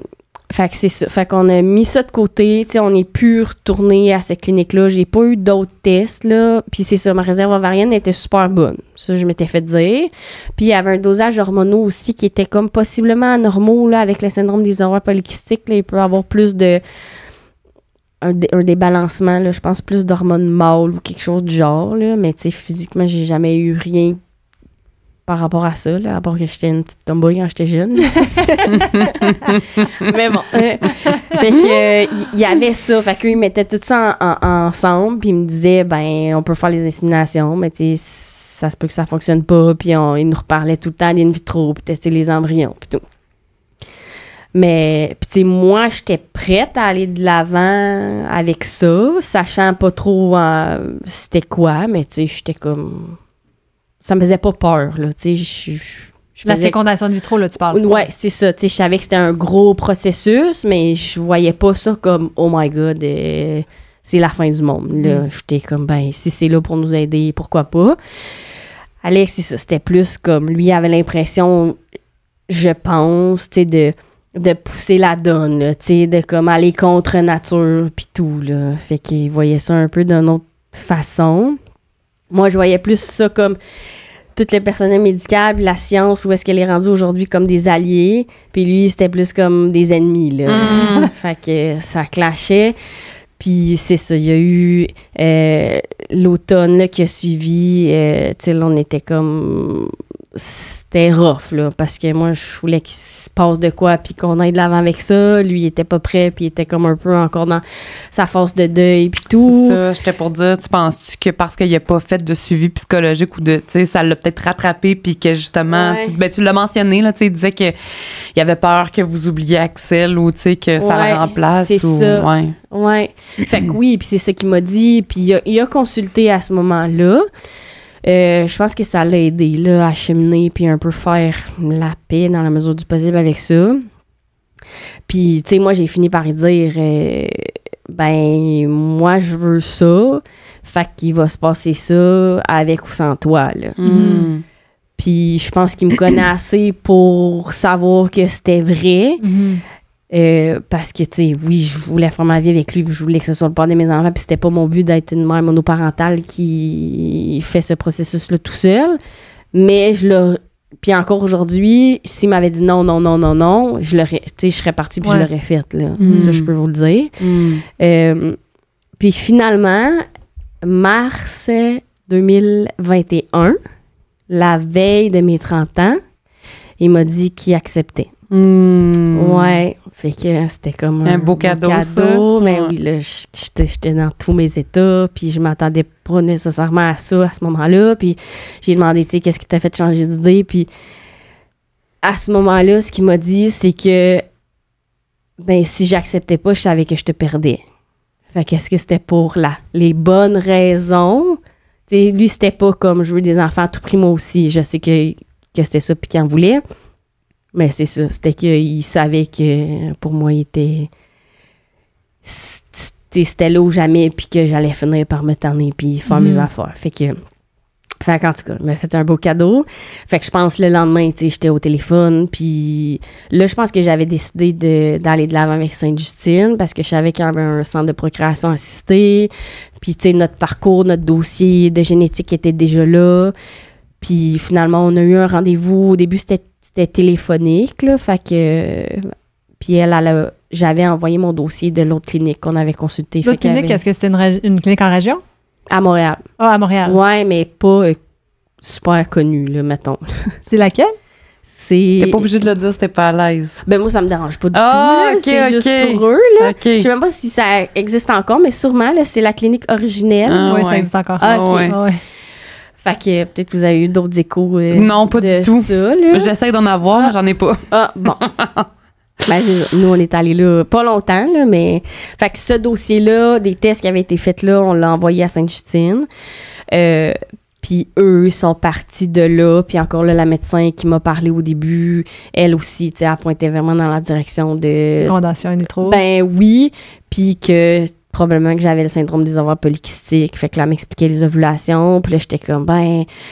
Puis ça, c'est pas vrai, ça, c'était avant qu'Alex, il dise oui pour in vitro. Ouais, parce que... T'as entamé des démarches à son insu? Non, je pense qu'il savait, mais je pense qu'on a juste dit comme, on va laisser faire l'autre clinique, puis je vais tenter le terrain là. Peut-être qu'on va être, je sais pas, là, pas mieux accompagné, mais peut-être que ça va plus fitter avec nous, puis tout. Puis c'est ça, parce que je me souviens, parce qu'elle m'avait dit, probablement ce syndrome-là, on peut essayer, tu sais, là, elle me parlait d'in vitro, là, je disais, ben moi, je voudrais, mais mon chum, il est pas prêt, fait qu'on peut-tu faire quelque chose en attendant? Puis c'est là qu'elle m'avait prescrit le metformin. Je pense que vous en avez parlé avec Dr. Miron. Oui, ça se peut. Ça fait quoi, ça? À la base, c'est un médicament utilisé, je pense, pour le traitement du diabète. Oui, c'est ça, je peux dire. Pour la résistance à l'insuline. Mais ça a comme un effet secondaire de, je me souviens plus exactement ce que ça peut faire, là, mais de régulariser les cycles là, ou avoir des ovulations qui sont meilleures. Là. OK. Fait que ça serait pour le diabète, mais l'effet secondaire est utilisé en fertilité. C'est ça, exactement. C'est quoi le nom? Metformin. Il y a tellement de... Il y a tellement de médicaments. Ça, je prenais ça 3 fois par jour. Là. Puis elle me disait, ça aura... Ça, c'est une injection? C'était des comprimés par la bouche. Puis elle m'avait dit, tu sais, il n'y a aucune garantie. Ça peut prendre comme quelques mois avant de faire effet. Puis ça se peut que ça change rien du tout. Là. Parce que je veux juste dire que... Puis Dr. Dadou, il en a parlé dans un épisode précédent, mais... Le syndrome des ovaires polykystiques, justement, il y a un débalancement au niveau de l'insuline là, puis de la résistance au sucre. Donc, c'est ce qui fait en sorte, entre autres, que les cycles sont déréglés puis que les ovulations sont de moins bonne qualité. Fait que de donner un médicament pour le diabète à des femmes, logique, oui, c'est ça, à des femmes qui ont le syndrome des ovaires polykystiques, c'est juste logique. Okay. Puis c'est ça, je pense que ça permet de régulariser le taux de sucre et donc de revoir un équilibre hormonal et donc de retrouver une certaine stabilité dans les cycles menstruels et dans les ovulations. Encore une fois, chez les femmes qui sont SOPK, comme on dit, le syndrome des ovaires polykystiques, ouais. Fait que oui, tu sais, ça avait été utilisé pour ça. Puis je le prenais, c'est ça, 3 fois par jour. Je pense pas que jamais avait prescrit autre chose à ce moment-là. Mais bon, là, les mois ont passé, puis ça changeait absolument rien, là, tu sais, sur mes cycles, puis tout. Ah ouais, hein, ça n'a rien fait. Non. OK. Fait que c'est ça. Fait que, tu sais, après une couple de mois de ça, c'est là que j'étais comme, OK, ben là, il faut qu'il se passe quelque chose. Ouais, ben c'est ça. Tu sais, on va... venir à l'évidence, là, tu sais, où on pourrait réessayer des inséminations, ça risque de pas fonctionner, mais là, tant qu'à pas retomber enceinte et notre condition génétique, tu sais, pour moi, c'était comme évident, là. J'étais comme, tu sais, ça existe, pourquoi ne pas faire ça? Puis finalement, c'est ça, il a fini par accepter, fait qu'on est allé de l'avant avec ça. Fait que j'ai appelé, j'ai dit, tu sais, on est prêt à commencer le processus, puis tout. Fait que ça s'est fait l'été qui a suivi, là. Fait que l'été 2021. Fait que stimulation ovarienne, ponction de vulve que le Dr. Dadou a fait. Puis j'ai oublié de le dire, mais eux, ils m'avaient fait faire une hystéroscopie. Hystéroscopie? Hystéroscopie, c'est quand tu vas faire la une biopsie. La caméra, j'ai pas eu de biopsie. C'est la caméra dans l'utérus? Ouais. Pas les troncs, mais juste pour voir l'utérus. Ils ont pas fait un scratch? Je pense pas. OK. Peut-être. Peut-être. Il y aurait gratté de même dans ton utérus. Peut-être. Ouais. Je pense que tant qu'à être là, ils l'ont fait, là. Puis c'était revenu normal. Puis c'était Dr. Dadou aussi qui m'avait fait l'hystéroscopie. Ouais, j'ai repensé à ça. Colin! Ça commence à faire longtemps, là, mais ouais. Puis il m'avait dit, très bel utérus, madame. Le plus bel utérus que j'ai jamais vu. J'étais vraiment, merci. Il disait, j'en ai vu des moins beaux, mais pas des plus beaux. Ah, c'est bien cute! Ouais, ben, j'étais bien contente. J'écrivais ça à ma mère, ma cousine. J'étais contente de mettre ça. Ouais. Fait que c'est ça. Fait que tout était beau pour ça, mais on n'a pas fait de tests de plus que ça. Tu sais, on n'a pas... c'est vraiment ben de toute façon, tu les avais faites chez Originel, puis ton dossier avait été transféré. Oui, c'est ça. Pas besoin de le refaire. J'ai pas fait pour les trompes. C'est ça, je trouve ça bizarre, ça. Alex, à part le spermogramme, il a pas fait plus non plus. Fait que c'est ça. Fait qu'en tout cas, là, été arrive. Stimulation ovarienne, ponction d'ovule. Ah, mais non, excuse, je viens de cliquer. Pour une FIV, on n'a pas besoin des trompes. Non, c'est ça. Pas besoin de refaire le test des trompes de fer. Là. Pour avant tes inséminations, selon moi, je suis pas médecin, mais selon moi, je pense qu'il aurait dû te le faire.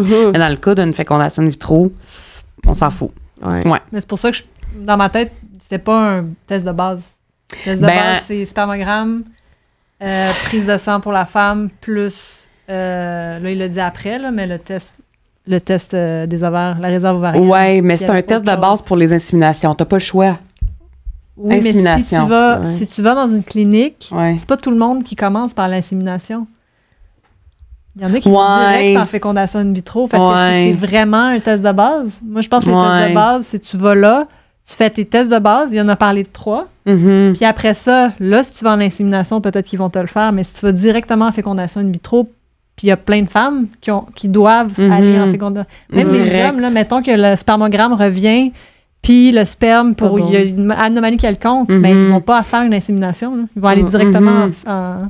Oui. Non, c'est sûr que dans des cas de même que tu t'en vas direct en FIV, effectivement, logiquement, je pense que tu n'as pas besoin de faire le test des trompes. Là. Mais c'est ça. Comme je disais, si tu as une trompe bloquée, il faut que tu le saches parce que sinon, l'insémination va juste servir à rien. Ouais, c'est ça. Okay, excuse-moi, bref. Ben, c'est ça. Là, je sais pas si vous voulez tous les détails là, de combien j'avais d'ovules, pis ça, là. Ben, moi, je joue. Oui. Okay. On veut tout savoir. Si ça tente, si t'as pas envie de partager. Ce que t'es à l'aise de dire. Mais c'est ça. Fait que j'ai fait stimulation ovarienne, ponction d'ovule, puis là, c'est sorti avec... puis c'est le docteur Dadu qui a fait la ponction d'ovule. J'en ai eu 21. Ovule. Ponctionné. Okay. Ouais. Puis il y avait comme 4-5 autres follicules qui étaient assez gros puis qui auraient voulu ponctionner, mais il y avait un gros vaisseau sanguin dans le chemin, là, si tu veux. Fait qu'il disait que c'est trop dangereux, là. Fait qu'on va arrêter ça là. Est-ce que ça t'a fait mal? Oui. Ouais, ça m'a fait genre mal. Sur une échelle de 1 à 10? 17 ans, je veux mourir. Je dirais, mon Dieu... C'est 7, peut-être, là. OK. Puis les hormones, est-ce que ça a été difficile, la stimulation, donc genre avant la ponction? Non, ça a bien été. OK. Comme j'ai été chanceuse, là, avec tout ce que j'ai pris, puis tout, j'ai rarement eu d'effets secondaires, là. Tu sais, il y a une fois, là, que j'étais un soir au travail, que j'ai comme eu bouffé de chaleur, comme nausée, puis tout. Ça a duré peut-être 1 heure. Mais à part ça, là, j'ai pas eu d'effets secondaires ou d'hyperstimulation ou de rien. Là. Fait que pour ça, ça a bien été. Fait que c'est ça. Ils ont retiré 21 ovules. Fait que là, après ça, dans la salle pas de réveil, là, parce que t'es pas endormi, c'est juste un petit sédatif. Là, mais oui, la procédure comme telle, ça faisait mal. Là. Ça a duré peut-être 10-15 minutes. Après ça, l'embryologiste est venu nous voir, nous dire qu'on en avait 21. Puis je me souviens aussi, le couple à côté de nous, avant que nous, on y aille, l'embryologiste est venu leur dire que, tu sais, c'est tout des cubicules collés, là, fait que je veux pas... Puis il y a un cubicule, on s'entend avec un rideau. Ben, c'est ça. Puis eux, je pense qu'elle venait leur dire qu'ils en avaient retiré comme 2 ou 3 ovules, puis là, qu'ils savaient pas, tu sais... Quand ils retirent, là, ils savent pas si l'ovule est bon, si l'ovule va être fécondé, tu sais, fait que, là, moi, j'écoutais ça, puis Alex, on était comme, oh mon Dieu, tu sais, ça va être quoi, là, tu sais, parce que pour nous, à date, la chance n'était pas de notre côté du tout, là. Finalement, c'est ça, elle vient de voir 21 ovules fonctionner, fait qu'on était contents, tu sais, elle dit en moyenne, c'est comme 10-12, je pense. Puis, dans le fond, Alex avait donné son échantillon ce matin-là aussi. Puis là, on s'était fait dire que son échantillon était super bon. Il y en a des moins bons, mais j'ai jamais vu des plus beaux. C'est quasiment ça, là. Il était bien fier, là. Fait que c'est ça. Fait que là, ils ont pris les ovules, l'échantillon, puis ils ont mis ça ensemble, puis ils ont dit, on vous appelle dans les prochains jours pour vous dire, tu sais, combien de... C'est ça. Fait que là, on attendait ce téléphone-là impatiemment, puis... est-ce qu'ils vous ont appelé tous les jours jusqu'à jour 5, ou est-ce qu'ils vous ont appelé juste à jour 3, ou est-ce que... Comment... C'était quoi le... Mon Dieu, je me souviens pas exactement. Je sais qu'ils nous ont appelés pour nous dire que des 21 ovules, il y en avait 14 qui avaient été fécondés. OK. Fait que je pourrais pas te dire combien de jours après ils nous ont dit ça, là. Puis après ça, sur les 14, il y en a eu 10 qui se sont rendus à jour 5. OK. Fait qu'on a fini comme tout ça avec 10 embryons. Ce qui est quand même beaucoup, là. Oui, mais tu sais, nous, on savait qu'on allait les faire tester. Que notre condition génétique allait peut-être nous en enlever. Puis, ils nous ont donné l'option de faire tester que tant qu'à faire des biopsies d'embryons, puis faire tester pour le syndrome génétique, on pouvait aussi faire tester pour les chromosomes. Mm-hmm. Fait que, tu sais, tout ça, c'était nous qui payions, là. Mm-hmm.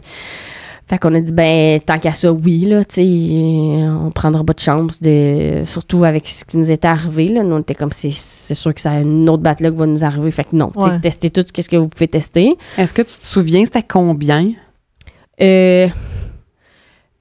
Pour faire tester les embryons, 8 et moins, c'était comme un prix.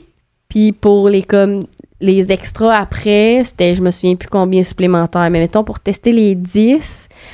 avec ce labo-là. Tu l'as écrit dans... Il me semble c'était au total peut-être 8 000. Ouais, ça, c'est non. Ah ouais, 7 8 000. Ouais. Mais tu sais, au total, là, avec la médication, nous, ça nous a coûté peut-être 25 000. Là. Parce que vous avez fait ça alors que la FIV n'était pas encore couverte, c'est ça? C'était pas, la gratuité n'était pas revenue, là. C'est ça. Mais dans le fond, la stimulation, puis tout, ça s'est fait avant. Mon premier transfert d'embryon, avant que la gratuité revienne. OK. Mais mon premier transfert d'embryon, c'était le 18 novembre 2021. Puis la loi avait passé le 15. Fait que là, vous avez... Fait que là, tu sais, nous, on a payé. Comme à date, on a tout payé sauf le dernier transfert d'embryon. OK. Puis là, récemment, là, j'ai fait la demande à la RAMQ pour avoir rétroactivement des remboursements. Mais tu sais, ma stimulation, les tests génétiques, puis tout, ça sera pas remboursé parce que ça s'est fait avant. Mais ce qui pourrait nous être remboursé, c'est l'entreposage de nos embryons, mettons, pour 1 an, puis les 3 transferts d'embryons. Ouais, c'est ça, OK. Ben, le dernier, on l'a pas payé. Fait que les 2. Ouais. Regarde, là, on est là-dedans. Là. Ça, c'est la page où tu avais écrit les frais pour les tests. Oui, fait que ce labo-là qui est aux États-Unis, c'est ça. Ça s'est fait en 2 paiements. Ah, puis tu vois, 2 500 pour les 2 embryons supplémentaires, puis 250 $ de frais de messagerie. Comme de... Fait que tes 2 derniers embryons, eux autres, c'était genre 750 chaque. Ouais. Chaque embryon. Ouais, ça doit être ça. Puis 3400 restants. Pourquoi restants? Plus les frais de transport, c'est ça? Ou entreposage? C'est ça. Fait qu'en tout cas, là, j'ai écrit 5150, là. Fait que ça doit être ça. Fait que peut-être 5000. Pour tester. Pour le gène et les chromosomes. Exactement. Puis ça a été testé dans un laboratoire aux États-Unis. Ouais, c'est ça. Fait que nos embryons sont restés à Sainte-Justine, mais les biopsies sont parties. OK. Ouais. Fait que là, on attendait d'avoir ces résultats-là. Fait que la ponction fécondation s'est faite à la mi-août 2021. Puis on a eu les résultats de nos embryons début octobre. Août, septembre. Ah, ben 2 mois. Août, septembre, octobre? Ouais. Comme 10 semaines, peut-être. OK. Ouais. Ça peut quand même être long. En tout cas, à peu près 2 mois. OK. Fait que là, la médecin de Sainte-Justine, elle nous appelle pour nous donner les résultats. Elle commence par dire il y a un embryon qui est normal. Seigneur, voyons donc. Ouais, thanks. Là, elle dit ben normal, je veux dire pas atteint puis pas porteur. Là, dans ma tête, c'était genre une catastrophe. Là. J'étais sur 10. Voyons donc. Ouais. Finalement, après ça, elle dit parce que nous, notre condition, même si l'embryon est porteur, ça fait un enfant en santé. Là. Ça fait quelqu'un comme moi puis Alex. Est-ce que l'enfant serait porteur aussi du gène? Ouais, c'est ça. Il peut être porteur, mais le développer. Pas avoir le gène, la maladie. C'est ça, parce que s'il est juste porteur, ben, il est comme nous. Là. Oui, c'est ça. Tout le monde qui est porteur sans... Mais est-ce qu'il est automatiquement porteur? Est-ce que tous vos 50% de chance, OK. Ouais. 25% qui soient ni porteurs que ni vos malades. enfants vont pas rencontrer... Ben, c'est ça, exactement. Là, c'était comme la seule issue, tu sais. Mais là, à un moment donné, ils nous ont dit que pour nous, c'était quasi impossible. Fait que, tu sais, les chances qu'eux rencontrent quelqu'un, au pire, ils feront tester leur conjoint puis ils paieront au privé, là, bien sûr. Là, mais bon. Fait que c'est ça. Elle commence par me dire ça. Là, j'étais comme, oh mon Dieu, tu sais. Après ça, elle dit, il y en a 5 qui ont été comme déclassés par des anomalies chromosomiques. Fait que ça, Dr. Dadou, il en a parlé aussi pas mal, là. Ouais. Puis l'embryologiste, ça me disait, c'est pas, tu sais, comme 50% des embryons qui sont anormaux chromosomiquement, c'est pas... c'est pas normal, rare. On voit ça c'est super souvent. Puis là, elle m'expliquait parce que, justement, c'est pas des grossesses évolutives ou, tu sais, c'est des grossesses que dans la nature auraient juste jamais rien donné. Là, c'est ça. Mais là, comme tu forces la donne avec tel ovule, tel spermatozoïde, fait que oui, ça peut faire des... Puis avec l'âge, tu sais, là, j'avais 30 ans. Fait que c'est ça, 5 qui étaient... Après ça, la conseillère en génétique, elle nous a expliqué un peu là, ce que chacun avait, mais tu sais, c'était des noms longs de même, là, de trucs... non viables, du tout, là. Ouais, c'est ça. Puis sur les 4 autres, il y en avait 2 qui étaient porteurs, mais, tu sais, utilisables pour un transfert, là. Puis 2 dont la biopsie s'est révélée non concluante, les résultats. OK. Puis ça aussi, nous l'avait dit que ça pouvait arriver, là, dans le sens ils prennent tellement peu de cellules sur l'embryon que ça se peut que le matériel génétique, il n'y en ait juste pas assez pour dire avec certitude, c'est ça. Fait que c'est revenu non concluant. Fait qu'ils ont quand même gardé ces embryons-là pour que éventuellement, si on voulait les faire retester, on allait pouvoir. Ah ouais. On peut faire tester plus d'une fois un embryon? On peut. Oh my God, ça doit quand même être un peu risqué, là. C'était ça aussi notre question. Fait que c'est venu plus tard dans notre parcours parce qu'on se disait, au moins là, on en a 3 qu'on peut utiliser. 3? Le premier, qui est parfait, puis 2 avec porteur. C'est ça. Fait qu'on en avait pas dit que t'en avais 4 puis que t'en avais 2 non concluants? Non, sur 10, il y en a 5 qui ont été exclus à cause des chromosomes. Oui. Je pense qu'en fait, c'est pas vrai. 2 qui avaient le syndrome. OK. 3 trucs chromosomes. OK. Avec 5 sur 10 qui étaient exclus là. 1 qui était totalement normal. Oui. 2 porteurs. OK. 2 non concluants. Ah, je comprends. D'accord. Fait que vous en restait 5. 5. Okay. Fait qu'on avait comme de certains là, d'embryons utilisables 3, peut-être 5. OK, je comprends. Fait que, OK, tu sais, au début, j'étais comme, tu sais, c'est pas tant bon. Finalement, l'embryologiste m'a appelé, puis elle m'a expliqué tout ça. Puis j'étais comme, bon, tu sais, c'est correct, là, tu sais, c'est pas si pire que ça, finalement. Fait que ça, c'était début octobre. Fait que là, j'ai pris la médication. Puis moi, c'était pas sur des cycles naturels, là, évidemment. Ouais, c'est ça. Puis c'était des embryons qui avaient été congelés parce qu'il fallait qu'ils soient testés. Fait que mi-novembre, c'est ça, 18 novembre, c'était mon premier transfert d'embryon. Puis ils ont décidé d'y aller avec celui qui était pas porteur. Oui, celui qui était entièrement... Le parfait. C'est ça, ouais. Puis à ce moment-là, j'étais toute seule là, parce qu'Alex il était parti pour le travail 3 semaines. À l'extérieur. À l'extérieur, comme dans le Grand Nord, super loin. Mais c'était correct. Puis c'était la journée de sa fête, le transfert, puis tout. J'étais comme, c'est un signe, là, ça va être correct. Fait que j'étais allée là toute seule, puis tu sais, j'étais correct avec ça, là.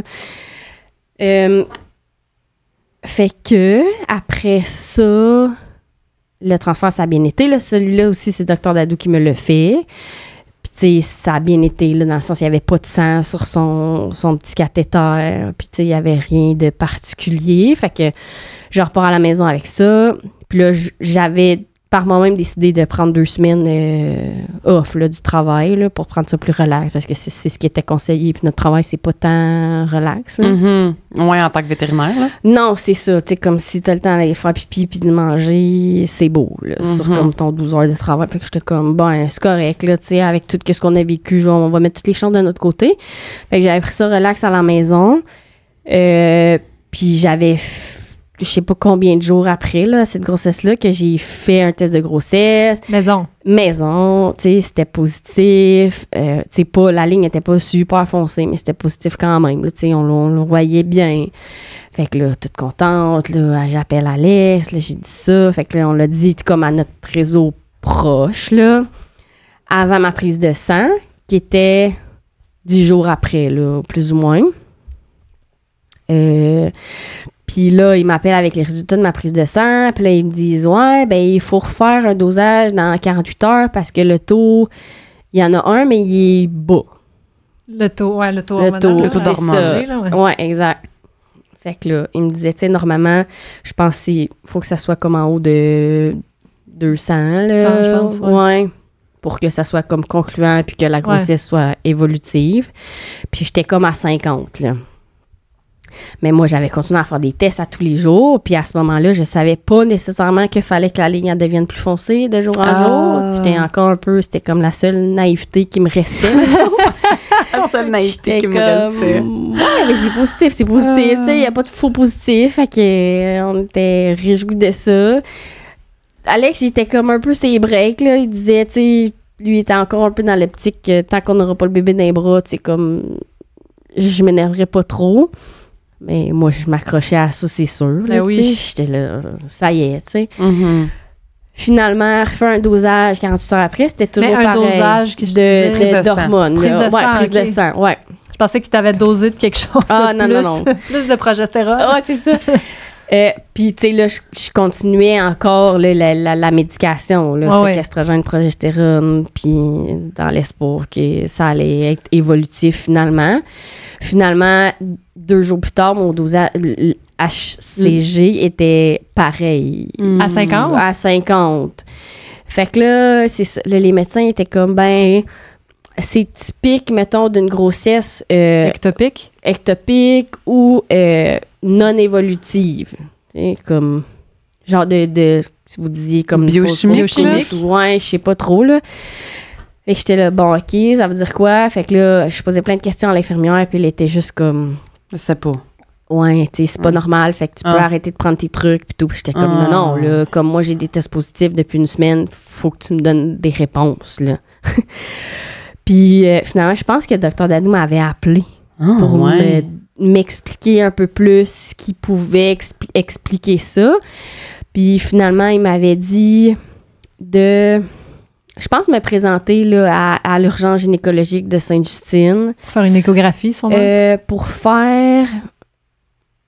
il me semble que c'était un curetage, parce que là, j'avais eu comme 3 prises de sang, là, back-à-back, puis c'était toujours pareil. Ça baissait pas non plus? Ça baissait pas non plus. Ah, ouais. Puis là, la médecin, elle me disait, c'est pas une grossesse évolutive. Ça, c'est sûr et certain. Ouais. Fait que je me suis comme fait à l'idée, OK, là, tu sais, comme ça a pas marché. Fait qu'elle me disait soit que c'est parce que c'est... Elle disait que c'est une cinétique, là, genre un genre de valeur de courbe typique d'une grossesse ectopique. Fait qu'elle dit, on va faire un curetage. Puis si t'as je pense que c'est comme un type de villosité là, dans l'utérus, que si la grossesse était là, ben ça confirme que c'était pas ectopique. OK, ouais. Mais elle dit, il faut que tu sois consciente qu'on fait ça, ça l'arrête tout, là. Ouais. Oui, en même temps, je dis, ben, vous me dites qu'il n'y a aucune chance que ça finisse par évoluer. Fait que c'est correct. Fait que j'ai fait ça. Puis, il n'y avait pas de villosité. Okay. Fait que c'était comme confirmer que la grossesse était quelque part ailleurs. Fait que probablement, tu sais, ectopique, là, dans les trompes ou autre. Puis là, il me disait, c'est recommandé de prendre, c'était une injection, je pense, d'un médicament,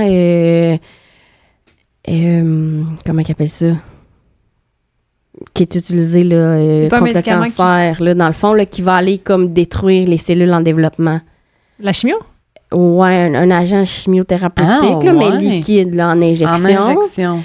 Ouais, c'est ça. Fait que là, il voulait me donner ça pour arrêter la grossesse. Peu importe tout ce qu'elle était, là. C'est ça, pour pas que ça soit dans une trompe puis que ça finisse par grossir, puis ouais, c'est ça. Que la trompe, elle explose puis ça soit scrap. Puis après ça, il me disait, tu sais, tu peux faire une hémorragie, super douloureux, blabla. Mm-hmm. Puis là, c'est moi-même qui avait dit, puis si je prenais ça, je pouvais pas là, faire quoi que ce soit avant 3 mois. Là. Qu'est-ce que tu veux dire? Un prochain transfert, mettons. C'est ça, exactement. Okay. Le temps que ce médicament-là soit... sorte de ton corps. Exactement. Puis c'était genre que faut que tu flushes ta toilette puis tu baisses ton bol de toilette là, parce que ton urine est comme... Toxique? Ouais, là. Voyons donc! Ouais. Fait que c'était comme... C'est fort! Ouais. Fait que j'étais là, ben, tu sais, si je peux m'en passer, en tout cas. Ouais. Fait que là, j'avais dit, je peux juste avoir un autre dosage, tu sais, comme en date d'aujourd'hui. Je pense que mon dernier, ça faisait peut-être 2-3 jours là, que je l'avais pas eu. Puis, je sais pas si c'est moi qui l'avais demandé ou il l'avait fait d'emblée, puis il s'en allait me donner ça. Puis c'est moi qui, je me souviens, j'ai demandé comme 3 fois là, à l'infirmière. Pour avoir un autre. Ben, j'ai demandé c'est quoi le résultat d'aujourd'hui. C'était 0. C'était genre 25. Ça avait baissé. Ouais. Puis ça a comme tout pris pour qu'ils me le disent. Puis une chance que, ben, mes connaissances, en tout cas, que j'ai comme été un peu allumée là-dessus parce que ils m'ont... Là, j'ai dit, OK, mais c'était à 25. J'ai dit, c'était à 50 il y a 2 jours. Puis depuis une semaine, c'est à 50. Ça veut dire que, comme... Ça s'en va tout seul. C'est ça. Fait que j'ai peut-être pas nécessairement besoin de prendre ce médicament-là. Puis on dit effectivement, tu sais, ça a l'air de s'en aller vers le bas. Fait que surveille de près, par exemple, si tu as une douleur, tu sais, aiguë, faut que tu te présentes comme immédiatement. Fait que je dis, OK, tu sais, je vais juste faire ça. Puis finalement, je pense 2-3 jours après, ils m'ont refait faire une prise de sang. Puis j'étais comme à 0. Okay. Puis après ça, j'ai eu des saignements. OK. Puis après ça, ils m'ont dit, ben c'était peut-être plus... Là, j'ai pas fouillé là-dessus, là, mais un terme avortement tubaire qu'ils appellent. Fait que peut-être que la grossesse était dans la trompe, puis finalement, mon corps l'a juste comme évacué lui-même. Ah, OK. Ouais. Mais j'aimerais ça souligner que je pense que t'as été bonne d'insister pour avoir. Puis ça, c'est quelque chose que je pense que le monde devrait faire plus souvent. C'est parce que puis c'est pas juste en fertilité, c'est en médecine en général, en santé en général. Là. C'est d'insister quand on veut une réponse, quand, tu sais, comme, je pense, écouter son corps parce que malheureusement, il y a personne qui connaît mieux notre... Ben, malheureusement, je dirais, on connaît mieux notre corps. Puis souvent, ce qui arrive, c'est que le corps médical sont souvent ultra occupés. Oui, c'est ça. Fait que le fait de dire, prends l'injection, je dis pas que c'est ça qui s'est passé, mais c'est pas avoir pris le temps d'aller voir le résultat, tu sais. C'est ça. Ils auraient dû faire de eux-mêmes sans que la patiente demande ça. Oui. Elle l'avait dans les mains, là. Elle l'avait dans les mains. Là. Il était allé le chercher, tu sais, parce que c'est pas un médicament qu'eux ont sous la main, là. Ça vient du département d'oncologie puis tout, là. Fait qu'elle est arrivée avec ça. Fait que ça y a pris plus de temps à aller chercher le médicament que de regarder dans ton dossier puis checker ton... J'ai dit, comme, finalement, c'est quoi mon dosage? Tu sais, ça faisait genre 3 fois que je posais la question. Là, elle me dit ça, là. Est-ce qu'elle avait lu le dosage ou pas encore? Je pense pas. Non, c'est ça. OK, fait qu'elle... Ouais. Ben c'est ça. Mais un conseil, tout le monde, insistez. Ayez pas peur, soyez pas intimidés par vos médecins, par vos infirmières. Insistez si vous voulez une réponse. C'est comme... Ça change tout, là. Puis on a le droit d'avoir... tu sais, on a le droit de poser une question puis d'avoir les réponses à nos questions, là. C'est ça. Ouais. Fait que finalement, j'ai pris cette décision-là qui était au final la bonne parce que après ça, j'ai eu des saignements. Puis t'imagines, t'aurais pris le dosage de chimio puis finalement, pour rien. Là. Mais tu sais, dans tous les cas, le délai au final aurait été le même parce qu'il fallait que je saute un cycle de toute façon avant de refaire un transfert. Puis étant donné que mes cycles étaient longs, ça a pris 3 mois avant que je puisse refaire quelque chose. Un transfert, OK. Mais reste que on en prend déjà assez là, d'hormones puis de produits chimiques puis tout, là. Fait que j'étais comme, ben, si au moins j'ai pu éviter ça, c'est déjà ça. C'est ça. Fait que ça, c'est l'histoire. Fait que le premier transfert n'a pas fonctionné. Ouais. Ton parfait. Ouais, exactement. Ton parfait, il n'a pas marché. C'est pas tout le temps les parfaits qui marchent. Fait que là, on se faisait dire, c'est parce qu'il était pas comme toi puis Alex, il voulait pas. Les 2 autres qui restent comme vous 2. Le monde est, c'est ça. Le monde, il essaie donc de nous dire toutes sortes d'affaires. Qu'est-ce qu'il y a à dire? Ben non, c'est ça. Mais là, quand j'ai eu ces appels-là, de dire que mes dosages étaient pas normaux puis que ça s'enlignait pas comme du monde, là, c'était comme la fin du monde. T'as vécu ça difficilement, là? Ouais. Ouais. OK. Vraiment. C'était... Ouais. Là, j'étais comme... Tu sais, là, je pleurais dans ma tête, là, c'était... Ça va jamais marcher, tu sais. Pourquoi, là? C'était encore un truc bizarre, tu sais. Je sais pas à quel point ça doit pas être si rare que ça, mais tu sais, dans ma tête, j'étais comme, bon, pourquoi, là, tu sais, comme mon corps est juste pas capable de faire les choses normalement. Puis ça a pas duré longtemps, là, ma déprime, puis que j'en voulais à tout le monde, puis que la vie s'acharnait sur nous. peut-être comme une couple de jours, là, comme max 2 semaines. Là. Puis après ça, j'étais comme, OK, ben... On recommence. On prend le couteau, puis on fonce dans le tas. Exactement. Ouais. J'étais comme, c'est pas vrai que... C'était vraiment ça, là, honnêtement. C'est ça que c'est. Ouais. Ah oui. Puis dans ma tête, j'étais comme, c'est pas vrai que la vie va nous avoir de même, là. Tu sais, comme, on va finir par avoir ce qu'on veut, là. Ça peut pas faire autrement. Fait que le 2e transfert d'embryon, c'était 1er mars. Fait qu'il y a eu comme décembre, janvier, février. 1er mars, puis là, fait évidemment, c'était un embryon qui était porteur. Fait que ça, on le savait. Moi, j'ai une petite question pour toi. Est-ce que le fait que c'était dans le même mois que ton accouchement, parce que c'était dans le même mois, ouais, est-ce que ça a été difficile? Oui, c'est sûr qu'on y a pensé.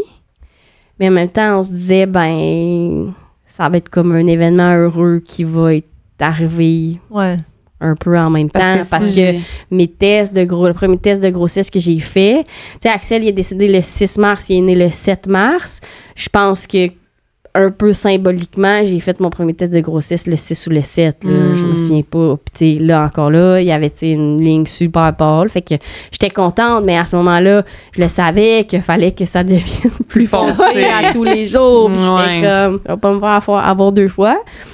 Fait que là, j'ai fait des tests là, tous les jours avant ma prise de sang. Puis là, tu sais, là, ça allait bien. Ma prise de sang aussi, c'était comme à 300 cucs, là, mon taux. Fait que là, c'était correct, c'était normal. Puis 1 semaine après, j'ai eu des gros saignements. Intense, là, je me souviens. 1 semaine après ta prise de sang. 1 semaine après ma prise de sang, t'étais genre à 5 semaines. Ouais, c'est ça. Ouais. Au travail, je me souviens comme c'était hier. En tout cas, une de mes bonnes amies, collègues aussi, était là quand c'est arrivé. Tu sais, on s'en allait partir, là, il était 9h le soir. Puis là, j'ai senti ça, j'étais comme...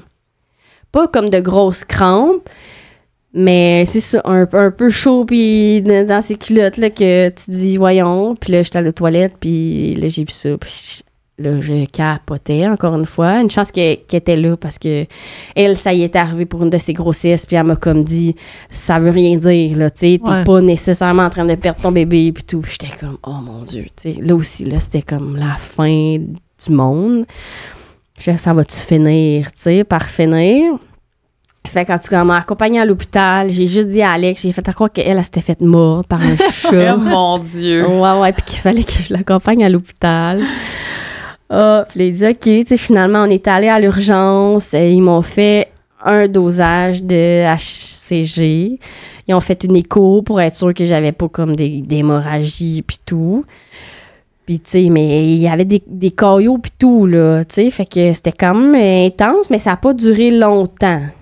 Puis là, j'appelle Sainte-Justine, là, ils me disent, ben, tu sais, si tu remplis pas une serviette à l'heure, ça sera rien que tu te présentes. Je suis comme, non, tu comprends pas, là. C'est comme la fin de ma vie, là. Il faut que quelqu'un me dise quelque chose.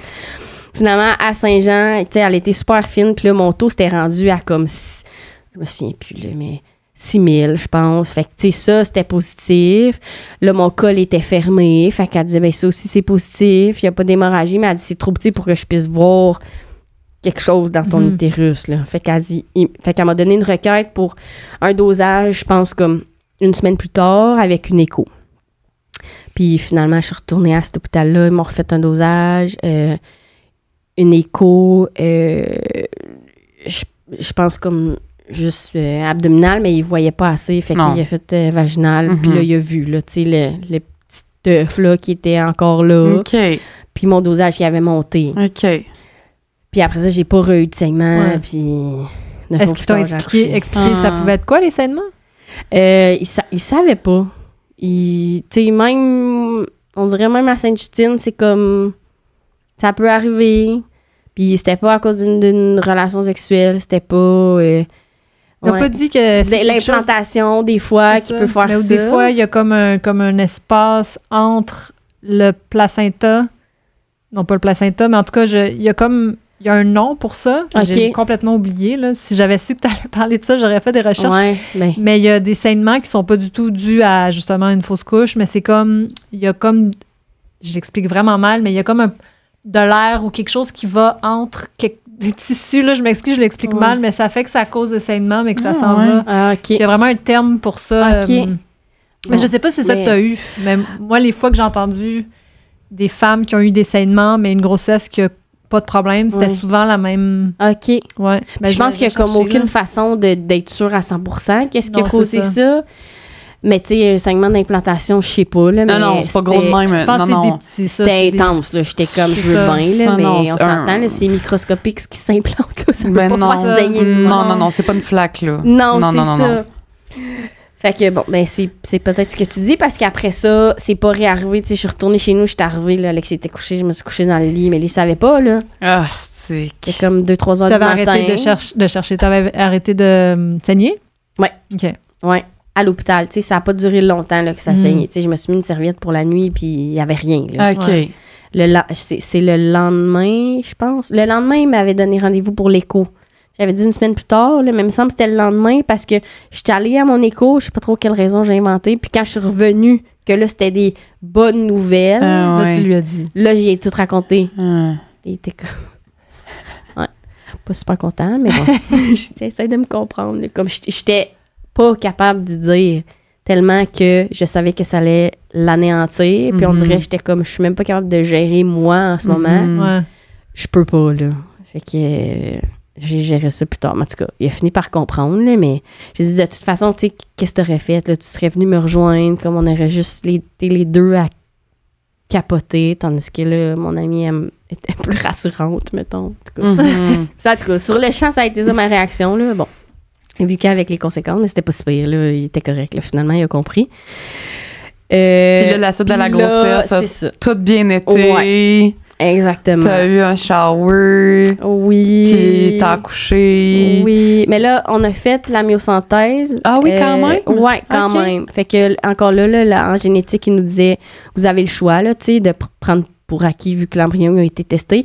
Mais c'est pas 100% de garantie, mettons, vu que c'est testé sur un tout petit échantillon de cellules. C'est ça, ils nous disent qu'il peut avoir une petite marge d'erreur, là. Fait que nous, on a dit, ben, on fera pas nécessairement la biopsie coriale, mais on va faire l'amio, qui est un peu plus tard. Puis finalement, c'est revenu, tu sais, ça confirmait qu'elle était porteuse, là. OK. Mais qu'elle était en santé. Ouais, c'est ça. Fait que ça concordait avec ce qu'on savait de l'embryon. Puis c'est ça, ça a super bien été l'amio. J'ai pas eu de complications de ma grossesse du tout. Fait que j'ai accouché à terme. As-tu été, toi et ton chum, est-ce que vous avez été anxieux, stressé pendant toute la grossesse? Ou... Oui. Ouais, hein? Ouais. Tu sais, on était comme rendu au point que moi, j'avais juste hâte d'accoucher, là, parce que j'étais comme, tant que je l'aurais pas des bras, vivante, en santé, ça restait irréel, là. Tu sais, autant qu'on était content puis chanceux puis que c'était un miracle, autant que ça se pouvait pas, là. C'était, tu sais, ça faisait, là, quand j'ai accouché, novembre 2022, fait que, tu sais, mettons, notre projet bébé, là, ça faisait quasiment 5 ans, 4 ans. T'as commandé en 2018. Ouais, 2018 que j'étais enceinte, tu sais. Ouais, avant ça, fait que 2017. Un an, ouais, fait que 5 ans. Mon Dieu, ben oui. 5 ans plus tard, tu sais, qu'on est c'est ça. Plus. Quand t'as accouché, finalement, comment vous êtes sentie, là, quand vous l'avez finalement, quand le baby take home? Encore là, je vous en parle, puis je suis comme, tu sais, elle a 14 mois, là, puis c'est un cadeau, là, c'est un miracle.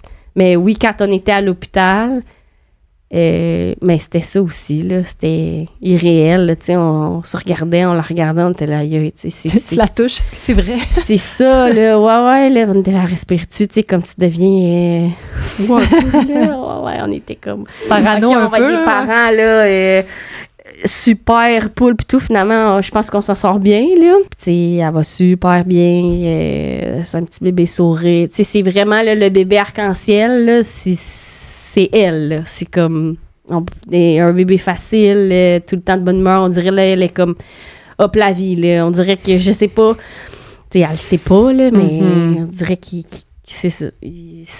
tu te dis, bon, OK, tu sais, elle était sur notre chemin malgré tout, là, tu sais. Fait que c'est beau pour ça, là. Je dirais pas que rien arrive pour rien, parce que j'ai cette phrase-là, puis j'y crois pas tout.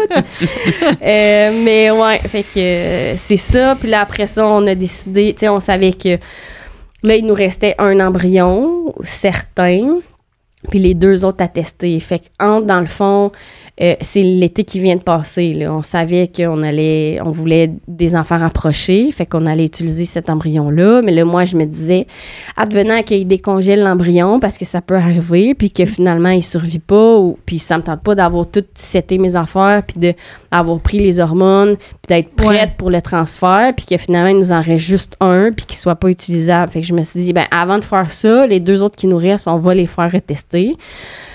Parce que c'était une des options. Fait qu'ils les ont décongelés, rebiopsiés, renvoyé ça. Puis dans le fond, autant Sainte-Justine que le labo, ils ont été vraiment smart, là, parce qu'ils nous ont juste chargé le transport. Fait que Sainte-Justine nous ont pas rechargé les biopsies. Ça, c'est cool. Puis le labo nous aura pas rechargé les analyses. Fait que c'est ça. Puis notre conseillère à génétique, elle nous disait, oui, un certain risque de rebiopsie, recongeler, tu sais, tout ça.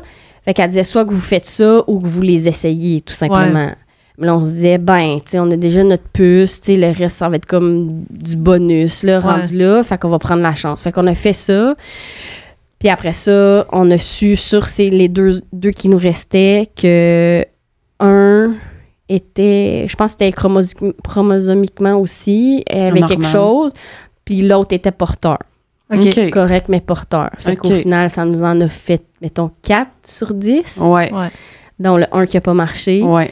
Fait que celui qui a été rebiopsié, recongelé, puis tout, lui est comme encore en banque. Congelé, là. C'est ça.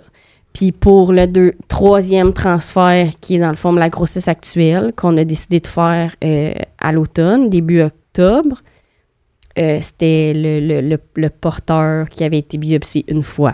Qui restait. Ouais. Puis ça fonctionnait aussi. Fait que ça, c'était Dr Dadou. Fait que Dr Dadou, il a fait le 1er puis le 3e transfert. Fait que c'est ça, ça a fonctionné. On sait que c'est un petit garçon. Là, j'arrive à 20 semaines. On a fait la myosynthèse. On a eu les résultats pour les trisomies parce que ça, c'est super rapide d'avoir les résultats. Puis ça, c'était normal. Puis pour le syndrome comme tel, on devrait avoir les résultats d'ici une semaine. Là. Est-ce que ça vous inquiète? Ça vous stresse? Ou? Moins qu'à la première grossesse parce que, tu sais, ça concordait l'agneau avec ce que l'embryon était. Fait qu'on dirait qu'on fait un peu plus confiance là, à tout ça, puis au processus. Puis aux échos, il n'y a pas non plus de signes, des slabs qu'il y avait eu la première fois. C'est ça, qui pourrait comme concorder avec le syndrome. Fait que, tu sais, ça s'enligne pour être correct aussi, là. Mais oui, c'est moins, tu sais, on est moins, même moi aussi, là, je suis moins comme, la première grossesse, je suis avec mon Doppler, là, j'étais folle, là, OK, là, je l'ai pas senti bouger aujourd'hui, ou, tu sais, là, je sortais ça, je l'écoutais tout le temps. Là, de un, je suis plus occupée, là, avec la petite, c'est sûr, fait qu'on dirait, tu penses ça moins à la ça. Tête, Puis je suis plus en confiance. C'est comme je fais plus confiance à la vie, à mon corps, à tout ça. Là, je sais que je suis capable d'amener une grossesse à terme sans complications. Fait que je me dis, ça devrait être correct. Là. Voilà, ça termine. Juste peut-être dernière question. Est-ce que vous allez penses-tu que vous allez peut-être réutiliser, pas réutiliser, là, mais refaire un dernier transfert? Peut-être. On s'est dit qu'on allait voir, dans le fond, comment ça allait aller avec nos 2 cocos. Ouais. T'sais, si c'est un enfant qui a des besoins particuliers, peut-être pas. Si c'est un enfant facile, là, qui développe super bien comme Sam puis tout, probablement. OK. Pas comme 3 back-à-back, là, je vais retourner travailler, là, entre. mais oui.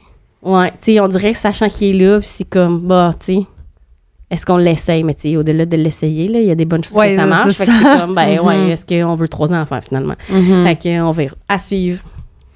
Les mots me manquent pour témoigner de comment je me sens en ce moment, de la gratitude que j'ai que tu sois venu raconter ça avec autant de transparence et d'émotion aussi, là. Fait que je trouve ça très généreux, puis ça me touche énormément. Fait que j'espère que ça aura inspiré d'autres gens comme moi, ça m'a inspiré.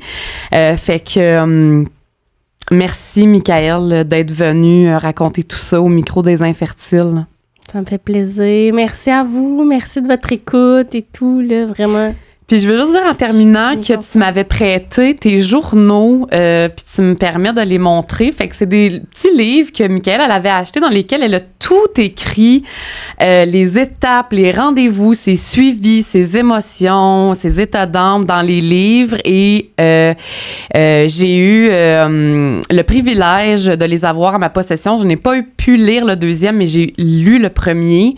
Et je trouve que c'est une super belle idée de tout noter parce que il s'en passe des affaires dans un processus de fécondation in vitro, puis je trouve que c'est quand même un beau souvenir à avoir, tu sais, je pense que ça peut nous replonger dans de la nostalgie, tu sais, quelques années plus tard, de relire ça. Puis j'en profite pour faire une petite parenthèse, une petite mention gratuite à Création in vitro qui a créé un livre spécifiquement pour les parcours de fécondation in vitro. Fait que ça ressemble un peu à un livre de grossesse ou à un livre de bébé, mais c'est designé pour noter justement exactement ce que tu as fait. Fait que tous les rendez-vous, les suivis, les photos d'écho, puis tout ça. Fait que si jamais vous êtes en parcours de fécondation in vitro puis que ça vous intéresse de faire la même chose, de noter, ben en tout cas, personnellement, je trouve que c'est une super belle idée.